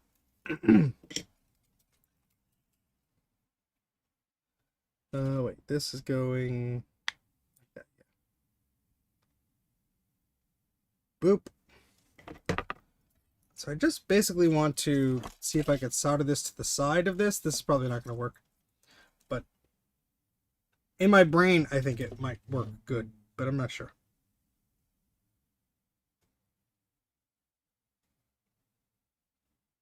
Yeah, see, I didn't want to fill in that hole with solder. But it looks like I did anyway.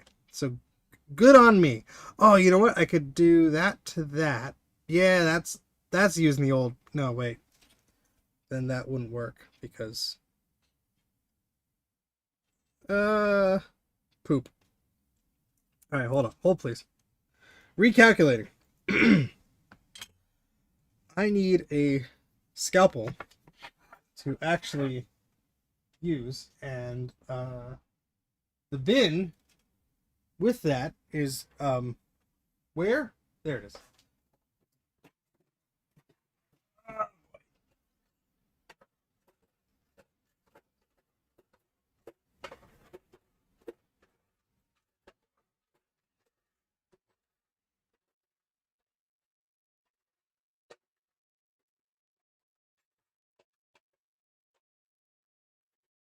Well, I'm an idiot, and I have not thought this through. Let me just try and find where my little scalpel blades have gone, because they are certainly not where I thought they were. And that is a problem. Oh, this is the...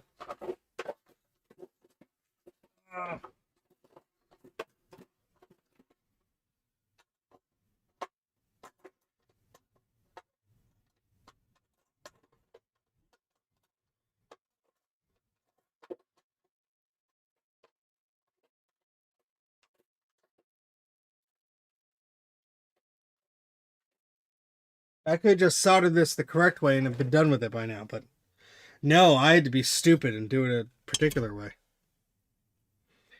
I'm just YOLOing through life. You know what? This will be close enough.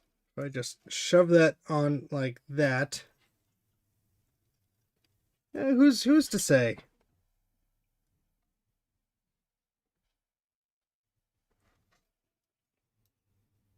I need one of those solder needles that I have. That'll do the thing, maybe.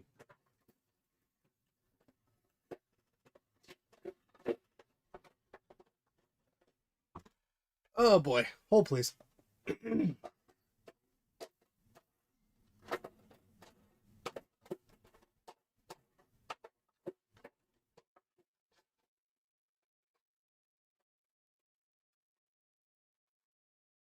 It's always the last drawer you open. That's not the right one. Well, I have tweezers. That's close enough, I guess. God, you're an unorganized mess today, Steven.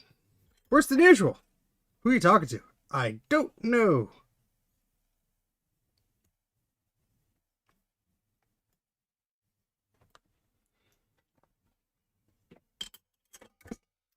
And we're knocking things over. We're doing a great job. Great job. Great job today. All right. So let's just try and do this properly this time.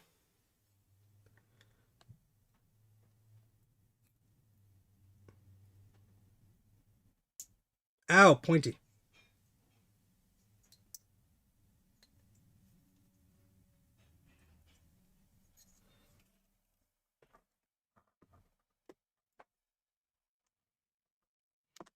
See, the beginning of this stream sort of started off as like a tutorial, and it was easy to follow, and it made sense. The rest of this is just insanity. Nobody should be paying attention to any of this.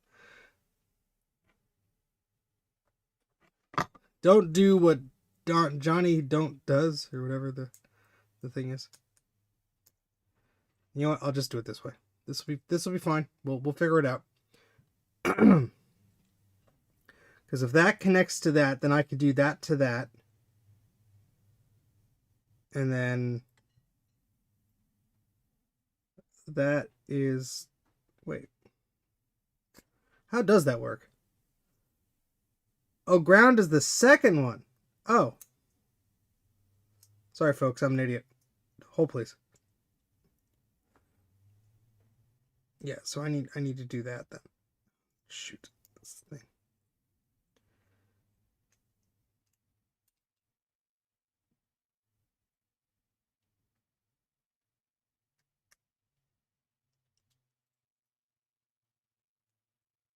Just, we're not going to use this UART adapter on anything else right now, so I'm just going to solder it. I can always unsolder it. I am making this way more complicated than it has to be. And you all can't see a damn thing I'm doing.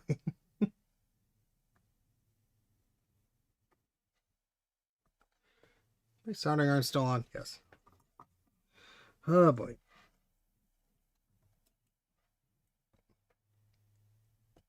Just trying to push that out through sheer laziness. I swear we'll go to a better camera view and you can actually see what the heck I'm doing in like a minute. I'm just... There we go. How about that?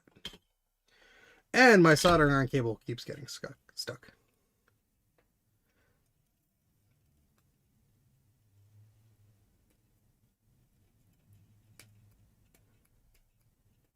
Okay, perfecto. Well, not really perfect, but we could deal.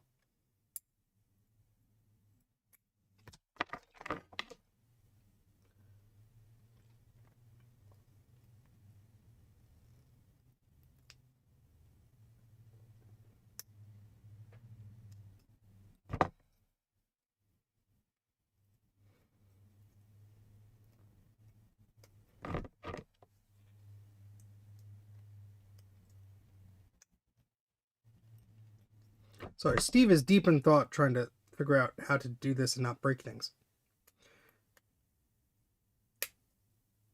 It might already be impossible, but...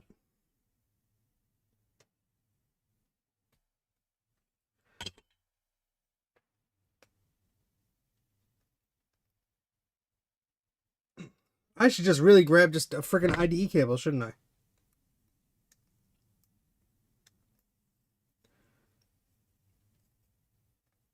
Yeah, this is not doing what I thought it would do.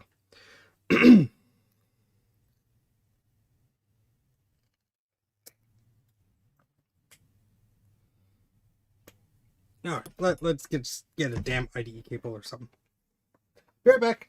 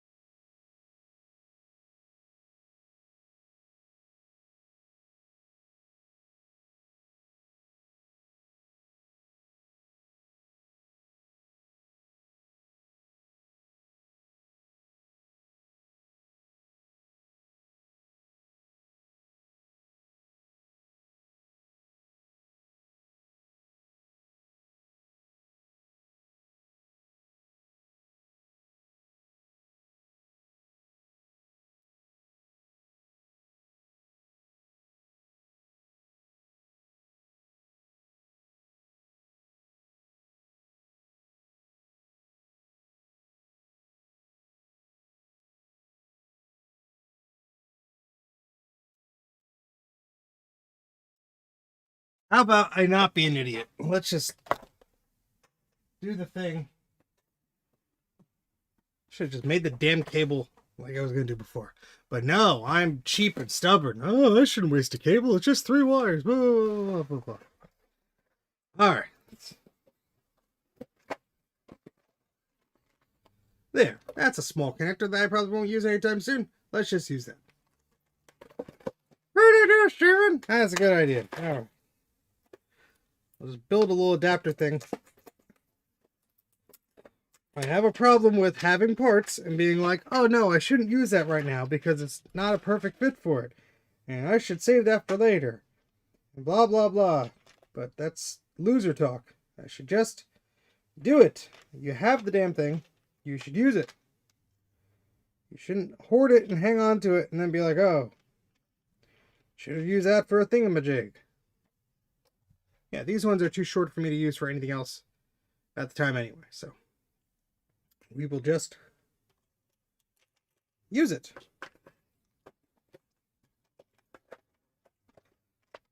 I don't know how to close that properly, so we're going to put it precariously over there. So that's basically what I want to do. I want to put wires onto this header and shove it onto there. Oh, don't worry, Gupom. There's still plenty of time for me to screw this up royally. Come on, fit in the connector, please. There we go. Okay, so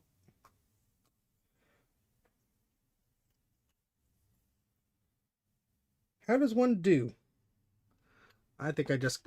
No, I didn't crimp it down, but I think I just latched it on or something. I just had to switch the camera. Sorry. Yes, so that latched on there.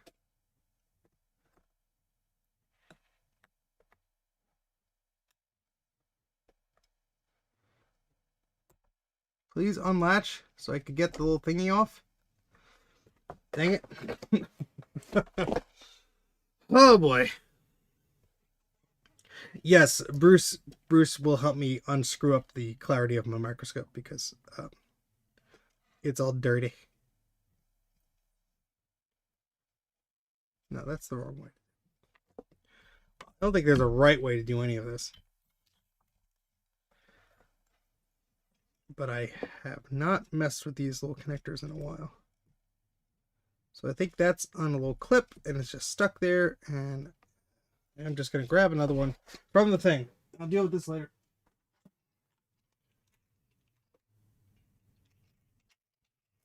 There we go. Perfect.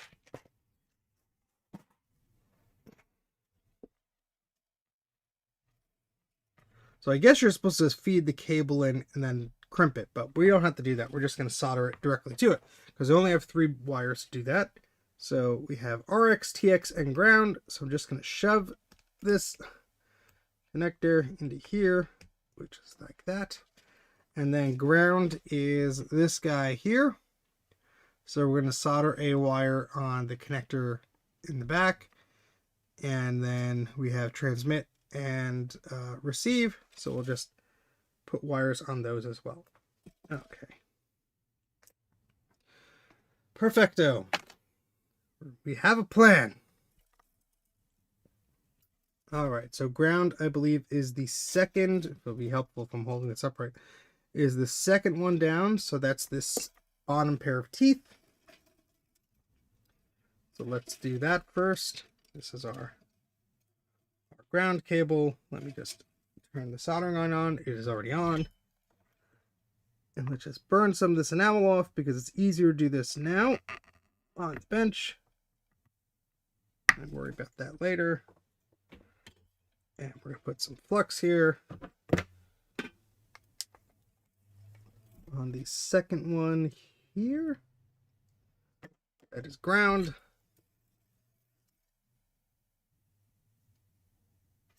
Okay.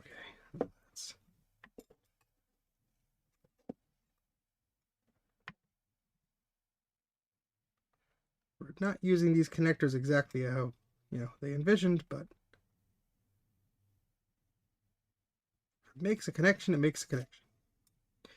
It would be great if I use my tweezers and, not drop things all over the place. Yes, let's melt the plastic on the new connector. Well, yeah, because the wire is like too thin to go into the teeth there. And this might actually have a hard time sticking to there, but I think it's going to.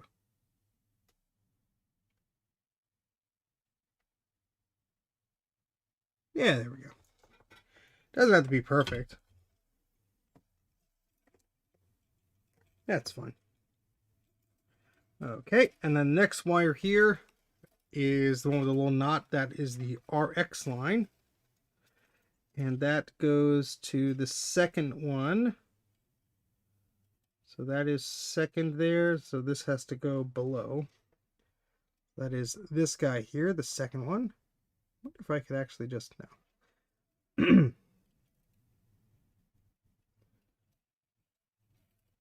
Do this with soldering, the only way I know. Hope everyone had a good holiday. I will explain.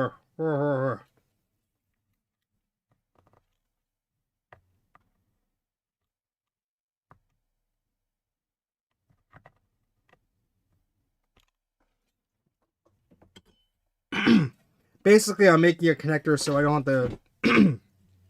Excuse me, Jesus.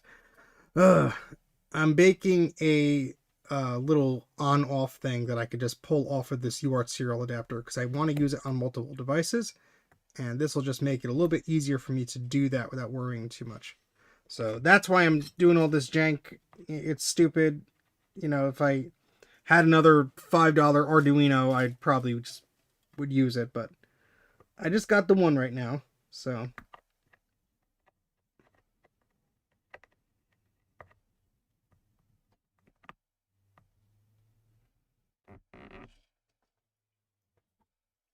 All right. I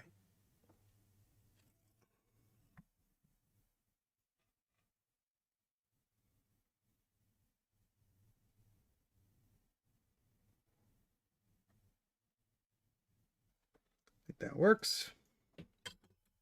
This ain't going to be pretty, but as long as it connects, I'm fine with that. All right, and then the last wire here, thankfully there's only 3.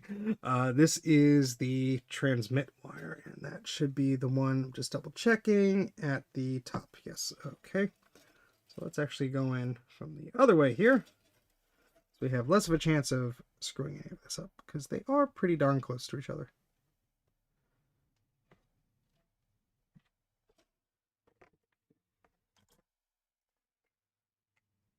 Fresh shenanigans indeed, Jack. How are you? I will be way more talkative and paying attention to the chat in about 2 minutes here. We just get this stupid thing tacked on, and then we can explain what we're doing next and why the heck we're doing what, and give everyone a little bit of a recap. That's a huge blob of solder, but you know what? I don't care. If it works, it works. This is not going to win any beauty pageants by far.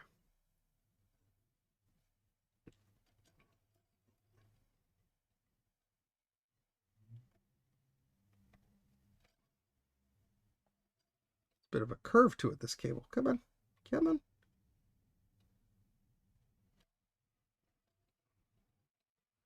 These things are so light and fiddly, like you breathe on them and they move. Ow, I stabbed myself.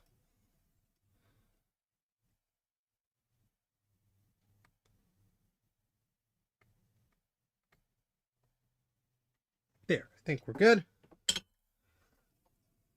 All right. So, the little backing for this is here. So let me just put this on here so I could make sure my cable is good. That's that side, that side, that side, yes. Okay, so technically, if I did... Oh, I put that on the wrong side because I'm dumb.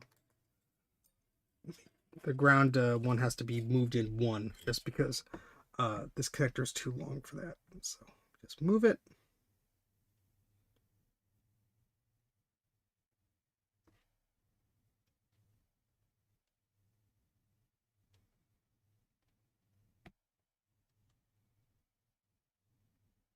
think that works. Nope. Damn it.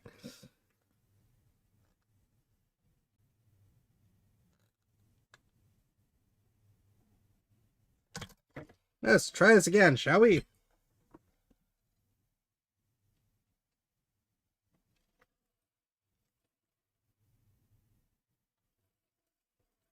Yay, fiddly wires. I think these are like stainless steel or whatever it is, where it's like really hard to solder wires to. Yeah, we're getting somewhere. Close enough. Does not have to be pretty. It just has to stay connected. That's all it needs to do.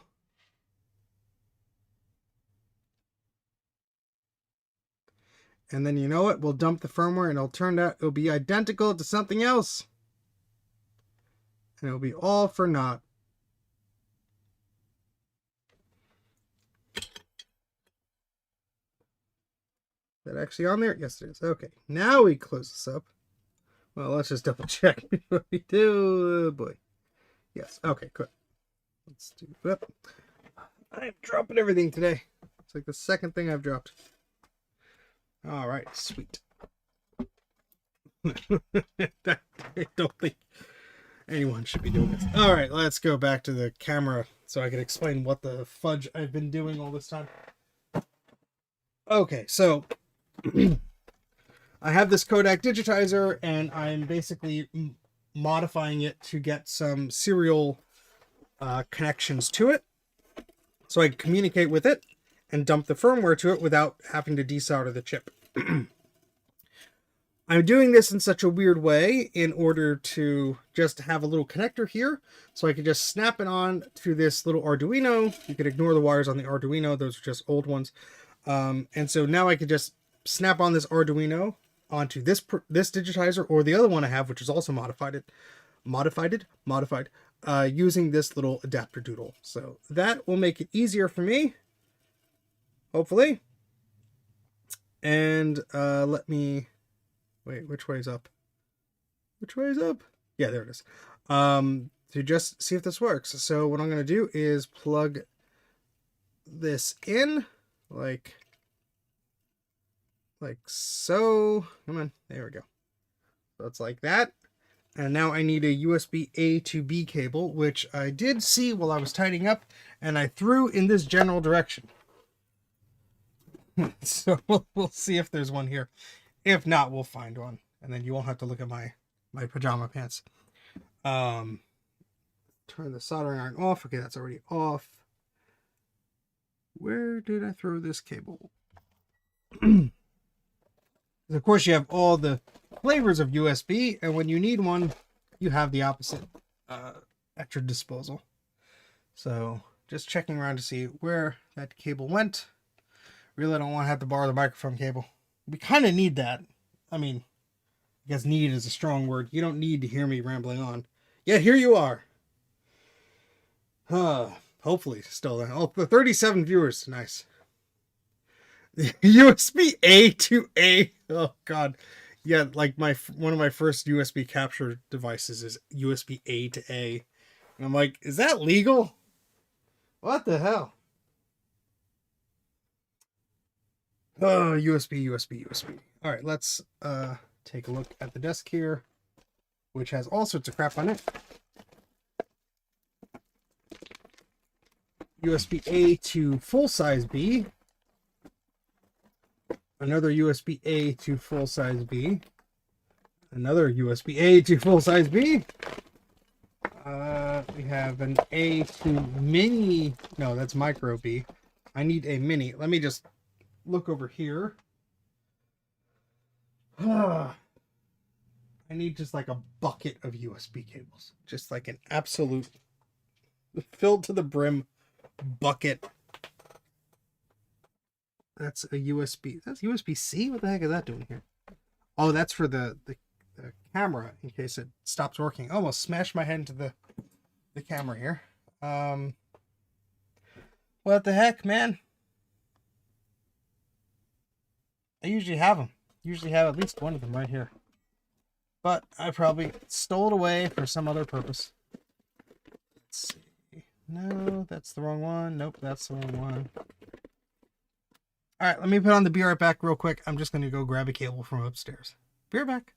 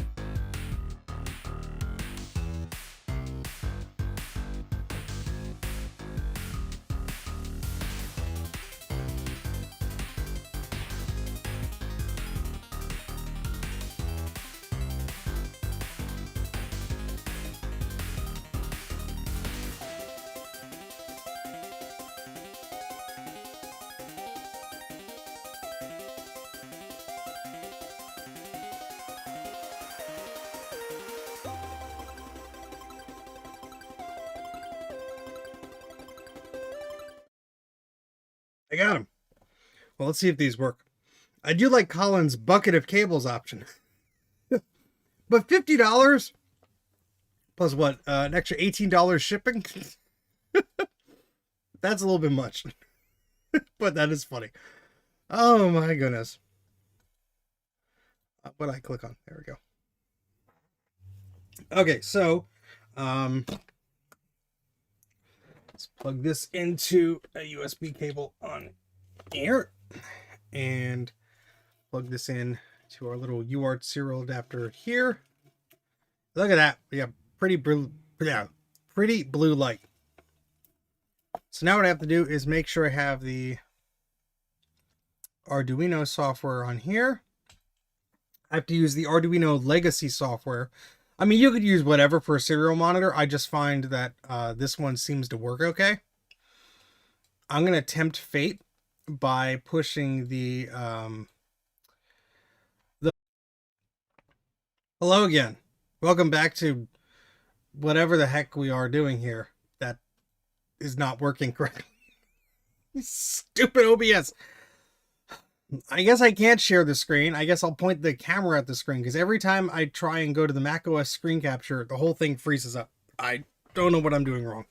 I made the foolish mistake of updating OBS before I signed on today. So, oh boy. All right. So anyway, we're going to use a power adapter. These are just 12 volt, 1.5 amps. So I have this hard drive power adapter, which is exactly 12 volt, 1.5 amps with a center pin polarity deal. Let me just plug this into the power strip over here. If I can reach it. There we go. So before plugging this serial adapter into the device via USB, we're just going to plug in the power and hopefully the machine will actually turn on.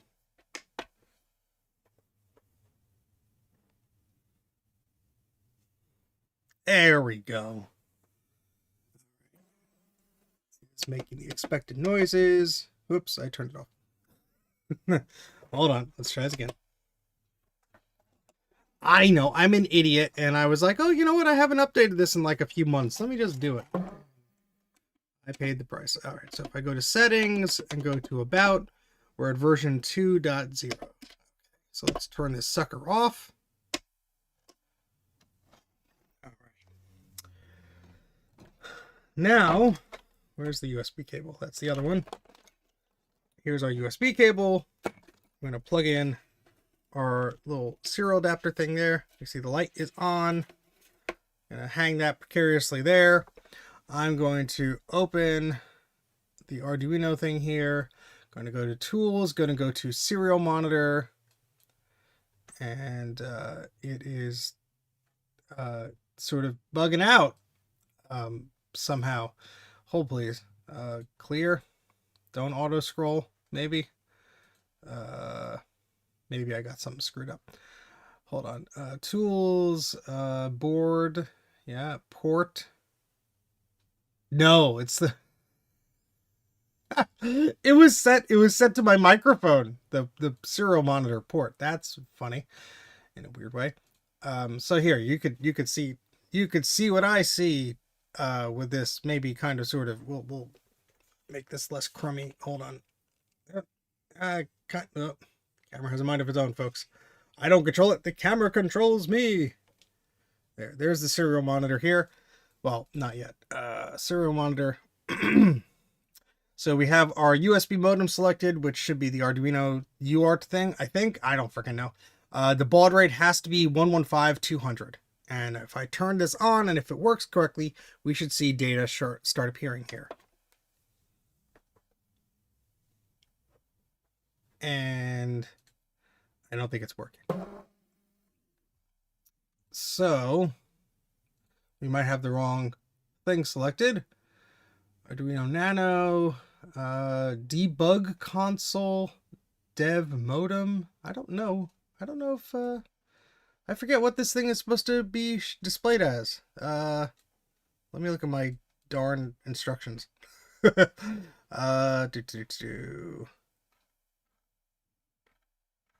did I select? Oh, I need a driver, maybe. That probably makes sense.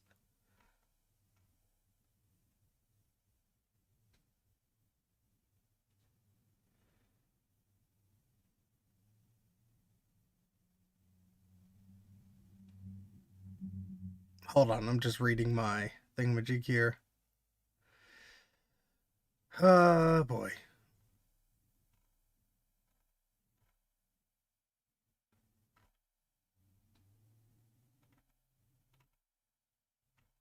Yeah, I probably don't have the right thingamajig there. So,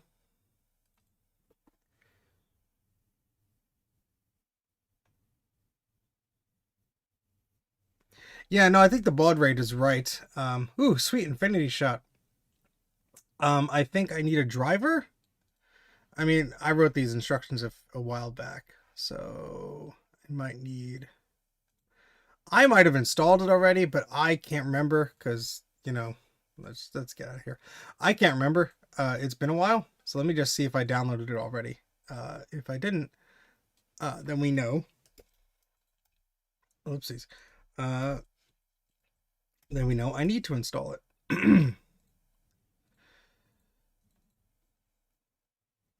Yeah, so here's my instructions.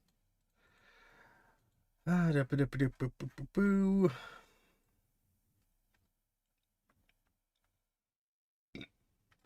you're using a clone non-Arduino board, you may need to add additional boards by going to Preferences and Settings. Okay, let's follow our own darn instructions. And copy this. And go here.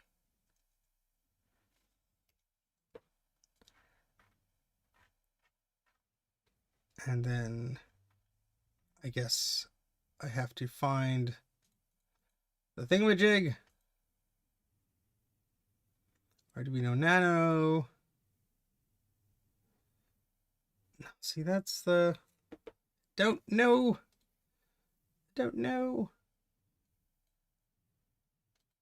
I mean, it could be the right one, but I also could be screwing something up. I don't remember. Sorry, let me bring the chat popped up because I can't see anything. I'm old. I'm old and confused.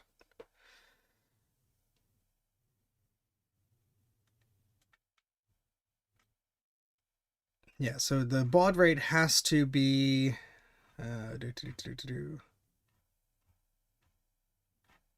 Sorry, scrolling down through my own darn notes again. I wish my third monitor was working. Yeah, so the baud rate is set correctly. Let's try this again. So, assuming all my wires are actually connected correctly, which they should be, because I believe I put them in the right spot. Unless this is a USB data only cable. In that case, oops. Actually, here, let's test this theory. So if I go to About This Mac, More Info, and I go to System Report, and then I go to USB, I see the UART serial adapter plugged in. Okay, so that is a FT32R USB UART serial adapter. So I could see that here. So I know that that is actually connected. So now if I unplug it, and I refresh this, it's no longer there. Now if I quit this Arduino thing, and I open it up again, let's see if it still shows that modem, which might be our Arduino, I'm not sure. If it does, then we know that that's not the right one. Yes. Oh, no. Yeah, it's still showing the modem. Wait, but it's not showing the... Maybe what I thought was the microphone is actually... I don't know. I am dumb. Maybe I need a driver. Probably just need a driver. So let's plug this in again. Quit. Open it up again. So exciting, folks, I know. It's so very exciting. Tools, port. Yes, this AB0N, I thought that was something else, but I am clearly an idiot because brain is not working today. No, that's a serial plotter. I don't need that. I need the serial monitor, please. And I guess if I don't have the right driver, it would probably cause weird issues too. But okay, so that's plugged in. Let's turn this off. Oh, yep, look at that. Look at that. It's working. It's working now. Look at it just want to work. So, if I adjust, the camera can't be adjusted any further. I'm sorry for the angle, folks. But essentially, if you have all the things connected correctly, when I, let me click clear output. When I turn on the projector digitizer, you will see it goes through a series of things. Look at all the stuff it does. It's doing a little self-check, all the stuff it's doing, blah, blah, blah, blah, blah. If I scroll up, you can see it says Novatech Microelectronic Corp, blah, blah, blah, blah, blah. It says a CPU frequency of 429 megahertz and all this fun stuff. So I believe I could type in question mark here and I get a list. Is that legible, folks? Let me know if that's legible. I can't see my chat in a full window. Hopefully it's legible enough, you know, just to see as an example. No, you get an infinity shot if I do that. It's fine. Okay, cool. So I think I have to do, where's my own PDF? All the instructions. Okay, so to dump the firmware, we need 2 commands. Okay. So we need to dump the, I'll dump the uncompressed and the compressed firmware. Might as well, since we're here. So I'm going to do mem dump code. So I'm just typing at the top here, mem space dump code. And I'm going to press, oh, I need an SD card in there. Durr. Okay, so let me put an SD card in there. So it will dump the firmware onto it. Let me, crap, did I leave mine upstairs? Well, I should have one here. It's not going to override it. It shouldn't, at least. Let me just grab one from my little bin of SD cards here. Here we go. And I'm going to have to turn the machine off because it doesn't like you inserting a card. Is this not? Oh no! One of the cables is in the way of the SD card slot. Only I could have screwed that up. There we go. All right. I was able to just slide it to the side there. Where's the chat? I've lost the chat and my mind. What?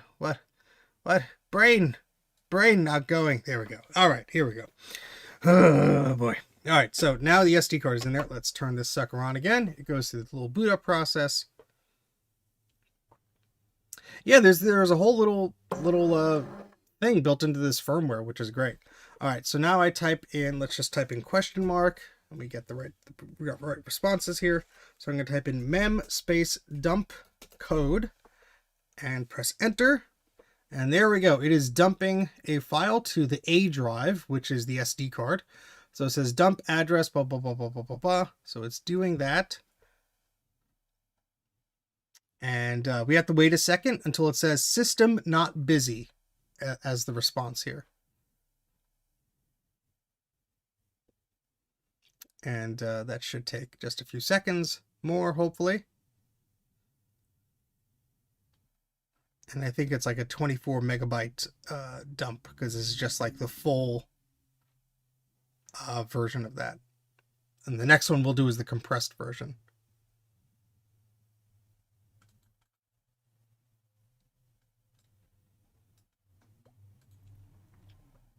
Come on.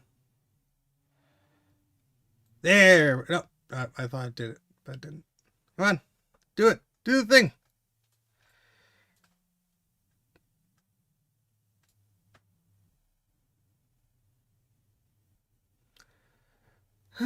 Well, I guess it's over a serial connection. Well, actually, no. It's just dumping it right to the SD card. Shouldn't take this long. Unless it like doesn't. Oh, you know what? It might not like the format of the SD card, because I think this is an exFAT SD card. Let me. This is an old one. Let me plug in another one. I forget this thing is picky. Here, this is a 4 gigabyte SD card. Let me plug this into my Mac Mini just to take a look. Sorry, folks. I forgot it. It's been a while. It's been a while since I've done these sorts of things. Let's get info on this. This is a FAT32 SD card. Perfecto. Let's eject that. And we can just turn this off, because I don't think it's going to do anything correctly. Okay, so power off. Let's remove the SD card. Turn this on.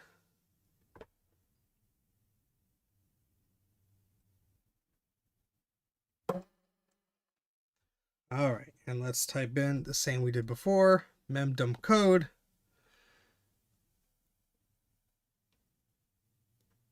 And this is a FAT32 SD card, so it should work? Question mark? Maybe. While that does that, I'm going to plug the SD card into the Mac Mini here, the other one that we just had, just to see if it actually dumped anything or not. Yes, it did. It actually dumped a 23 megabyte thing. So, okay, maybe it just doesn't return that anymore. So, maybe I'll just give it a second to collect itself. I do not know what OS is derived from it. A complete, like a lot of the screen grabs and everything I took from this are on that Tinker Different forum. That I should link in the video description. But if you go to tinkerdifferent.com and just search Kodak, it'll be the first thread that comes up. And there's like 50 pages of stuff. But there's a whole lot of stuff here. Yeah. All right, so I'm going to assume that it dumped the firmware correctly on the SD card. Let me just turn this off really quick. Take that card out. And let me make a folder on the desktop here. I'll just under documents, Kodak ROM from, and we'll put both of them on here just in case. There's one. Eject this. Oh, no, eject, please. Thank you. My goodness. All right, so let's take the SD card out of this. We'll put that in the Mac Mini.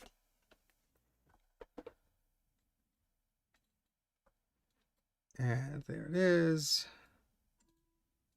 Interesting. This one is, yeah, so it's dump code, all caps. That's fine. probably because of the file system. All right, so let's eject that, and now we're going to dump the compressed firmware. You probably only need the one, but it's good to have both, especially if we're going to overwrite the darn thing. Yes, there it is. Thank you, Jack. All right, so now we want to type in FWSRV dump Unitron. I'm sure that gives you a clue of whatever this thing is or whatever. No match of action. What? What? Hold on a second. Did I mess that up? Or did they like lock it? That would have been interesting. Well, not in a good way, but yeah, FW, maybe I mistyped it. FW, whoopsies. FWSRV question mark. Okay, so then I have to type that exactly. FWSRV DUMPUITRON. Okay.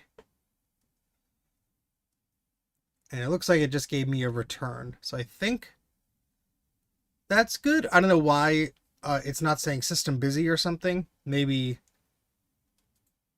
my other unit was a bit different. I'm not sure. But we should now have the firmware on it. So if I give this just a second or two, turn this off, and eject the SD card, plug that into our computer now.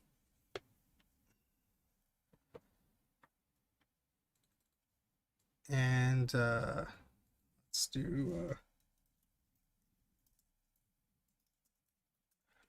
the compressed one, and this is just, it dumps two files, an X, oh no wait, that's not it, that's a floppy MU, you dum-dum. That's a problem, just putting stuff on here. It is. Unitron.bin is the name of that dump there. Sorry, I have too many windows open. No, there is no SD card access light, but yeah, I could hack it on. That's actually not a bad idea. All right, so now here comes the fun part. Comparing things in a hex editor. All right, so I have this IMHex program. It's pretty okay. It's a free one.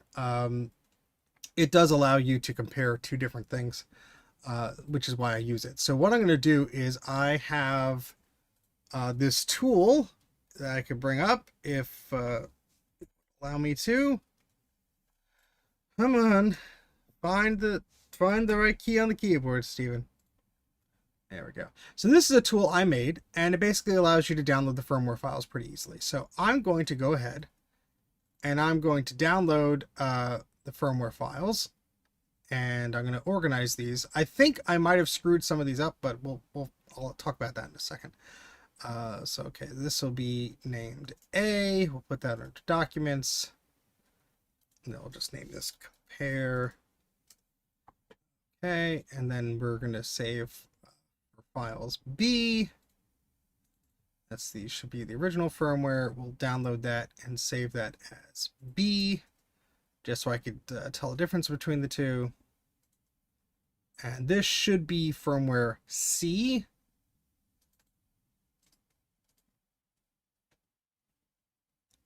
Okay.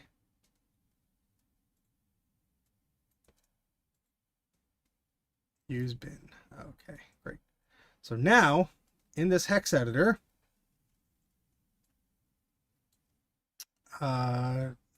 still use hex edit. Nice. So what I could do is go to open file. That's the Tecmar ROMs I was looking at. And so we're going to open up the one we just dumped. Oh, that's not the compressed one. Wow, my mouse is like not working today correctly. That's weird. Compressed, Unitron. All right, so that's that. And let's open up. Why cannot I click go? What the hell is going on with this computer today?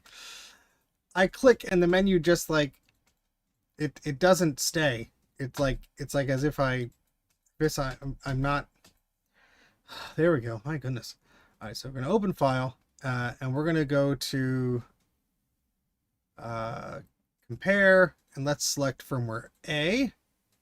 And if I go to the menu here, I think I could view, I think it's called diffing or something like that.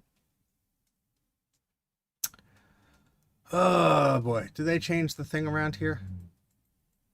Why can't I click? There's something very strange here where I had to like right click first. I don't know. I don't know. Diffing. Here we go. So I could say Unitron versus A. And here we go. So there are differences between A and B here. So a lot of differences. So I would say that this is not firmware A, which is good. So now let's open up. I guess I could just open up all of them, especially since my mouse is being a pain in the butt. What is going on here today? Click, click, click, click. Yeah, just come on. Just like, nope. Of course, clicking on minimize worked. I don't know what is wrong with this. I think my computer just wants me to stop today. It's like, buddy, I'm tired. What are you doing? What are you doing to me? Literally, I cannot click on. This is so annoying here. What the hell? Oh gosh. All right, open file. Let's do B, and can we open two at the same time? We sure can. All right, so now we're comparing the one we just dumped to B, and that's not a good match either. And how about C? I forget if yellow is a match or not. I don't think it is. I mean, I think yellow means there's a difference. Yes, yellow means there's a difference. So this looks like a completely different version of the firmware that was not previously dumped. So now what I want to do is on the Tinker Different thread, somebody dumped one that they were offering up. And it looks like, let's see, hold on, someone just posted something. Mine is a K3124. K3124. This should be a revision C, but we don't know yet. So let me see here. If I download this one that this person just suggested, we'll put that under documents. I'll put that under compare. And let's try and get that to open here. Oh, it's a zip file. That's going to do me a lot of good. Hold, please. Okay. So let's open that up here.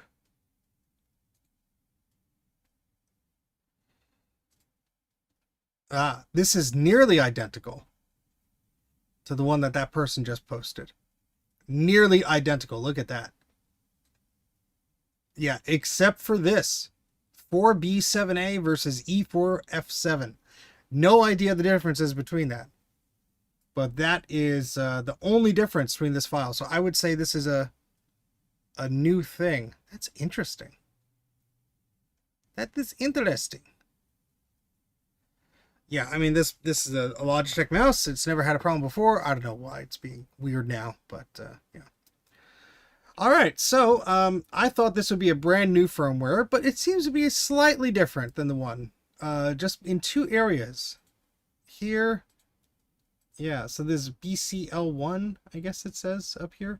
Yeah, I'm not sure if that's enough to cause a problem with some people's devices, but I will certainly upload this to Tinker Different and go from there. But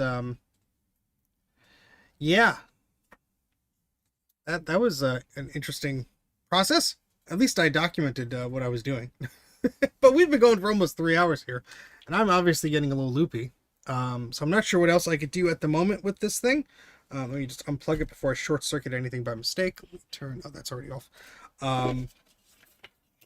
But hopefully, at least that educated you a little bit about the whole process with this thing. So it seems that there are now 4 different versions of firmware for this. Of course, right after I made my video. Now that video is incorrect. Oh boy. But that's okay. That things happen. What you can also do is I think image files take a checksum and value identical will be the same. Yes, if you do that, you know, that's also one way to do it. But I find the hex editor is a little bit easier to understand visually. I mean, like, oh, is it a major change or a minor change? This looks like it's a minor change. But hey, Carl, Merry Christmas to you as well. And Merry Christmas to everybody else who is in the chat here, or Happy Holidays, whatever you celebrate. I hope you had a nice and a happy one and a joyful one. Excuse me, now I'm burping. Yeah, I think we accomplished all that we will accomplish successfully today. I don't think my mind is in a good spot to do anything further, but I certainly want to play around with some of the lens modifications more. I'm not sure if the one that I have installed on mine is completely level or not, but before I do, yeah, that might be, Jack. I'm not sure.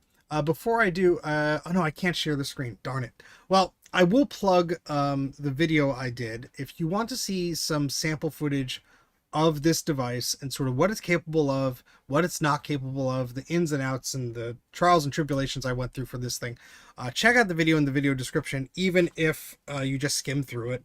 And I put it in the chat as well. I'll put it in the video description later. But oh, no worries, Carl. You could rewind and then fast forward to the boring bits where I lose my tools and stuff like that. But I will likely be streaming another time quite soon, because I do have a few other things I want to get done, and I also want to film some stuff with some of the goodies I was showing off earlier in the stream. But I think 3 hours is as much as my brain could take at the moment, especially with OBS crashing multiple times during the stream and not playing nice with us. So I think that's sort of my limit today. But I do want to thank everyone for tuning in. And anybody have any questions before I sign off? Any burning questions to close out the end of the year? I'm trying to think of what you might see from me next. There is the Woot Switch, which is on sale at jcm-1.com. So again, this allows you to plug 4 Macs into it and then plug your keyboard and mouse in. It's sort of like a KVM, but with no video. But that is really cool, and it allows you to switch between those devices in a safe way. And I'm making a video about that because I have an unsafe method of doing that, which is an old switch box, which you probably don't want to play around with. The bunny is doing well. He was in the basement here while company was over yesterday for the holiday, and he was not happy. But now he's back upstairs and doing well. Yes, and join our Patreons or YouTube membership dealies to listen to our unimplemented trap podcast, where Colin and I just ramble about all sorts of things, including the shed. Yeah. Long story short on the shed is that things are currently pending. I'm trying to get some resolution there to get all that stuff sorted. So yeah, that pain in the butt. Absolute pain in the butt. So I was talking to some of my relatives yesterday, and they're like, man, Steve, you sure know how to pick them. I'm like, yep. All the fun I go through. What horrors will I unwittingly walk into next? Who knows? Who knows? Oh, there was something else I wanted to mention. I'll probably be doing a floppy disk archiving stream fairly soon. Those are fun and laid back. Make sure my brain works before I do that. I found a ton of floppies while I was cleaning up, and I have some CDs I have to do too. So we'll get into the groove of doing that. Maybe I'll do that on New Year's. I don't know. I don't know what we're doing for New Year's Eve yet. So could be a lot of floppy archive.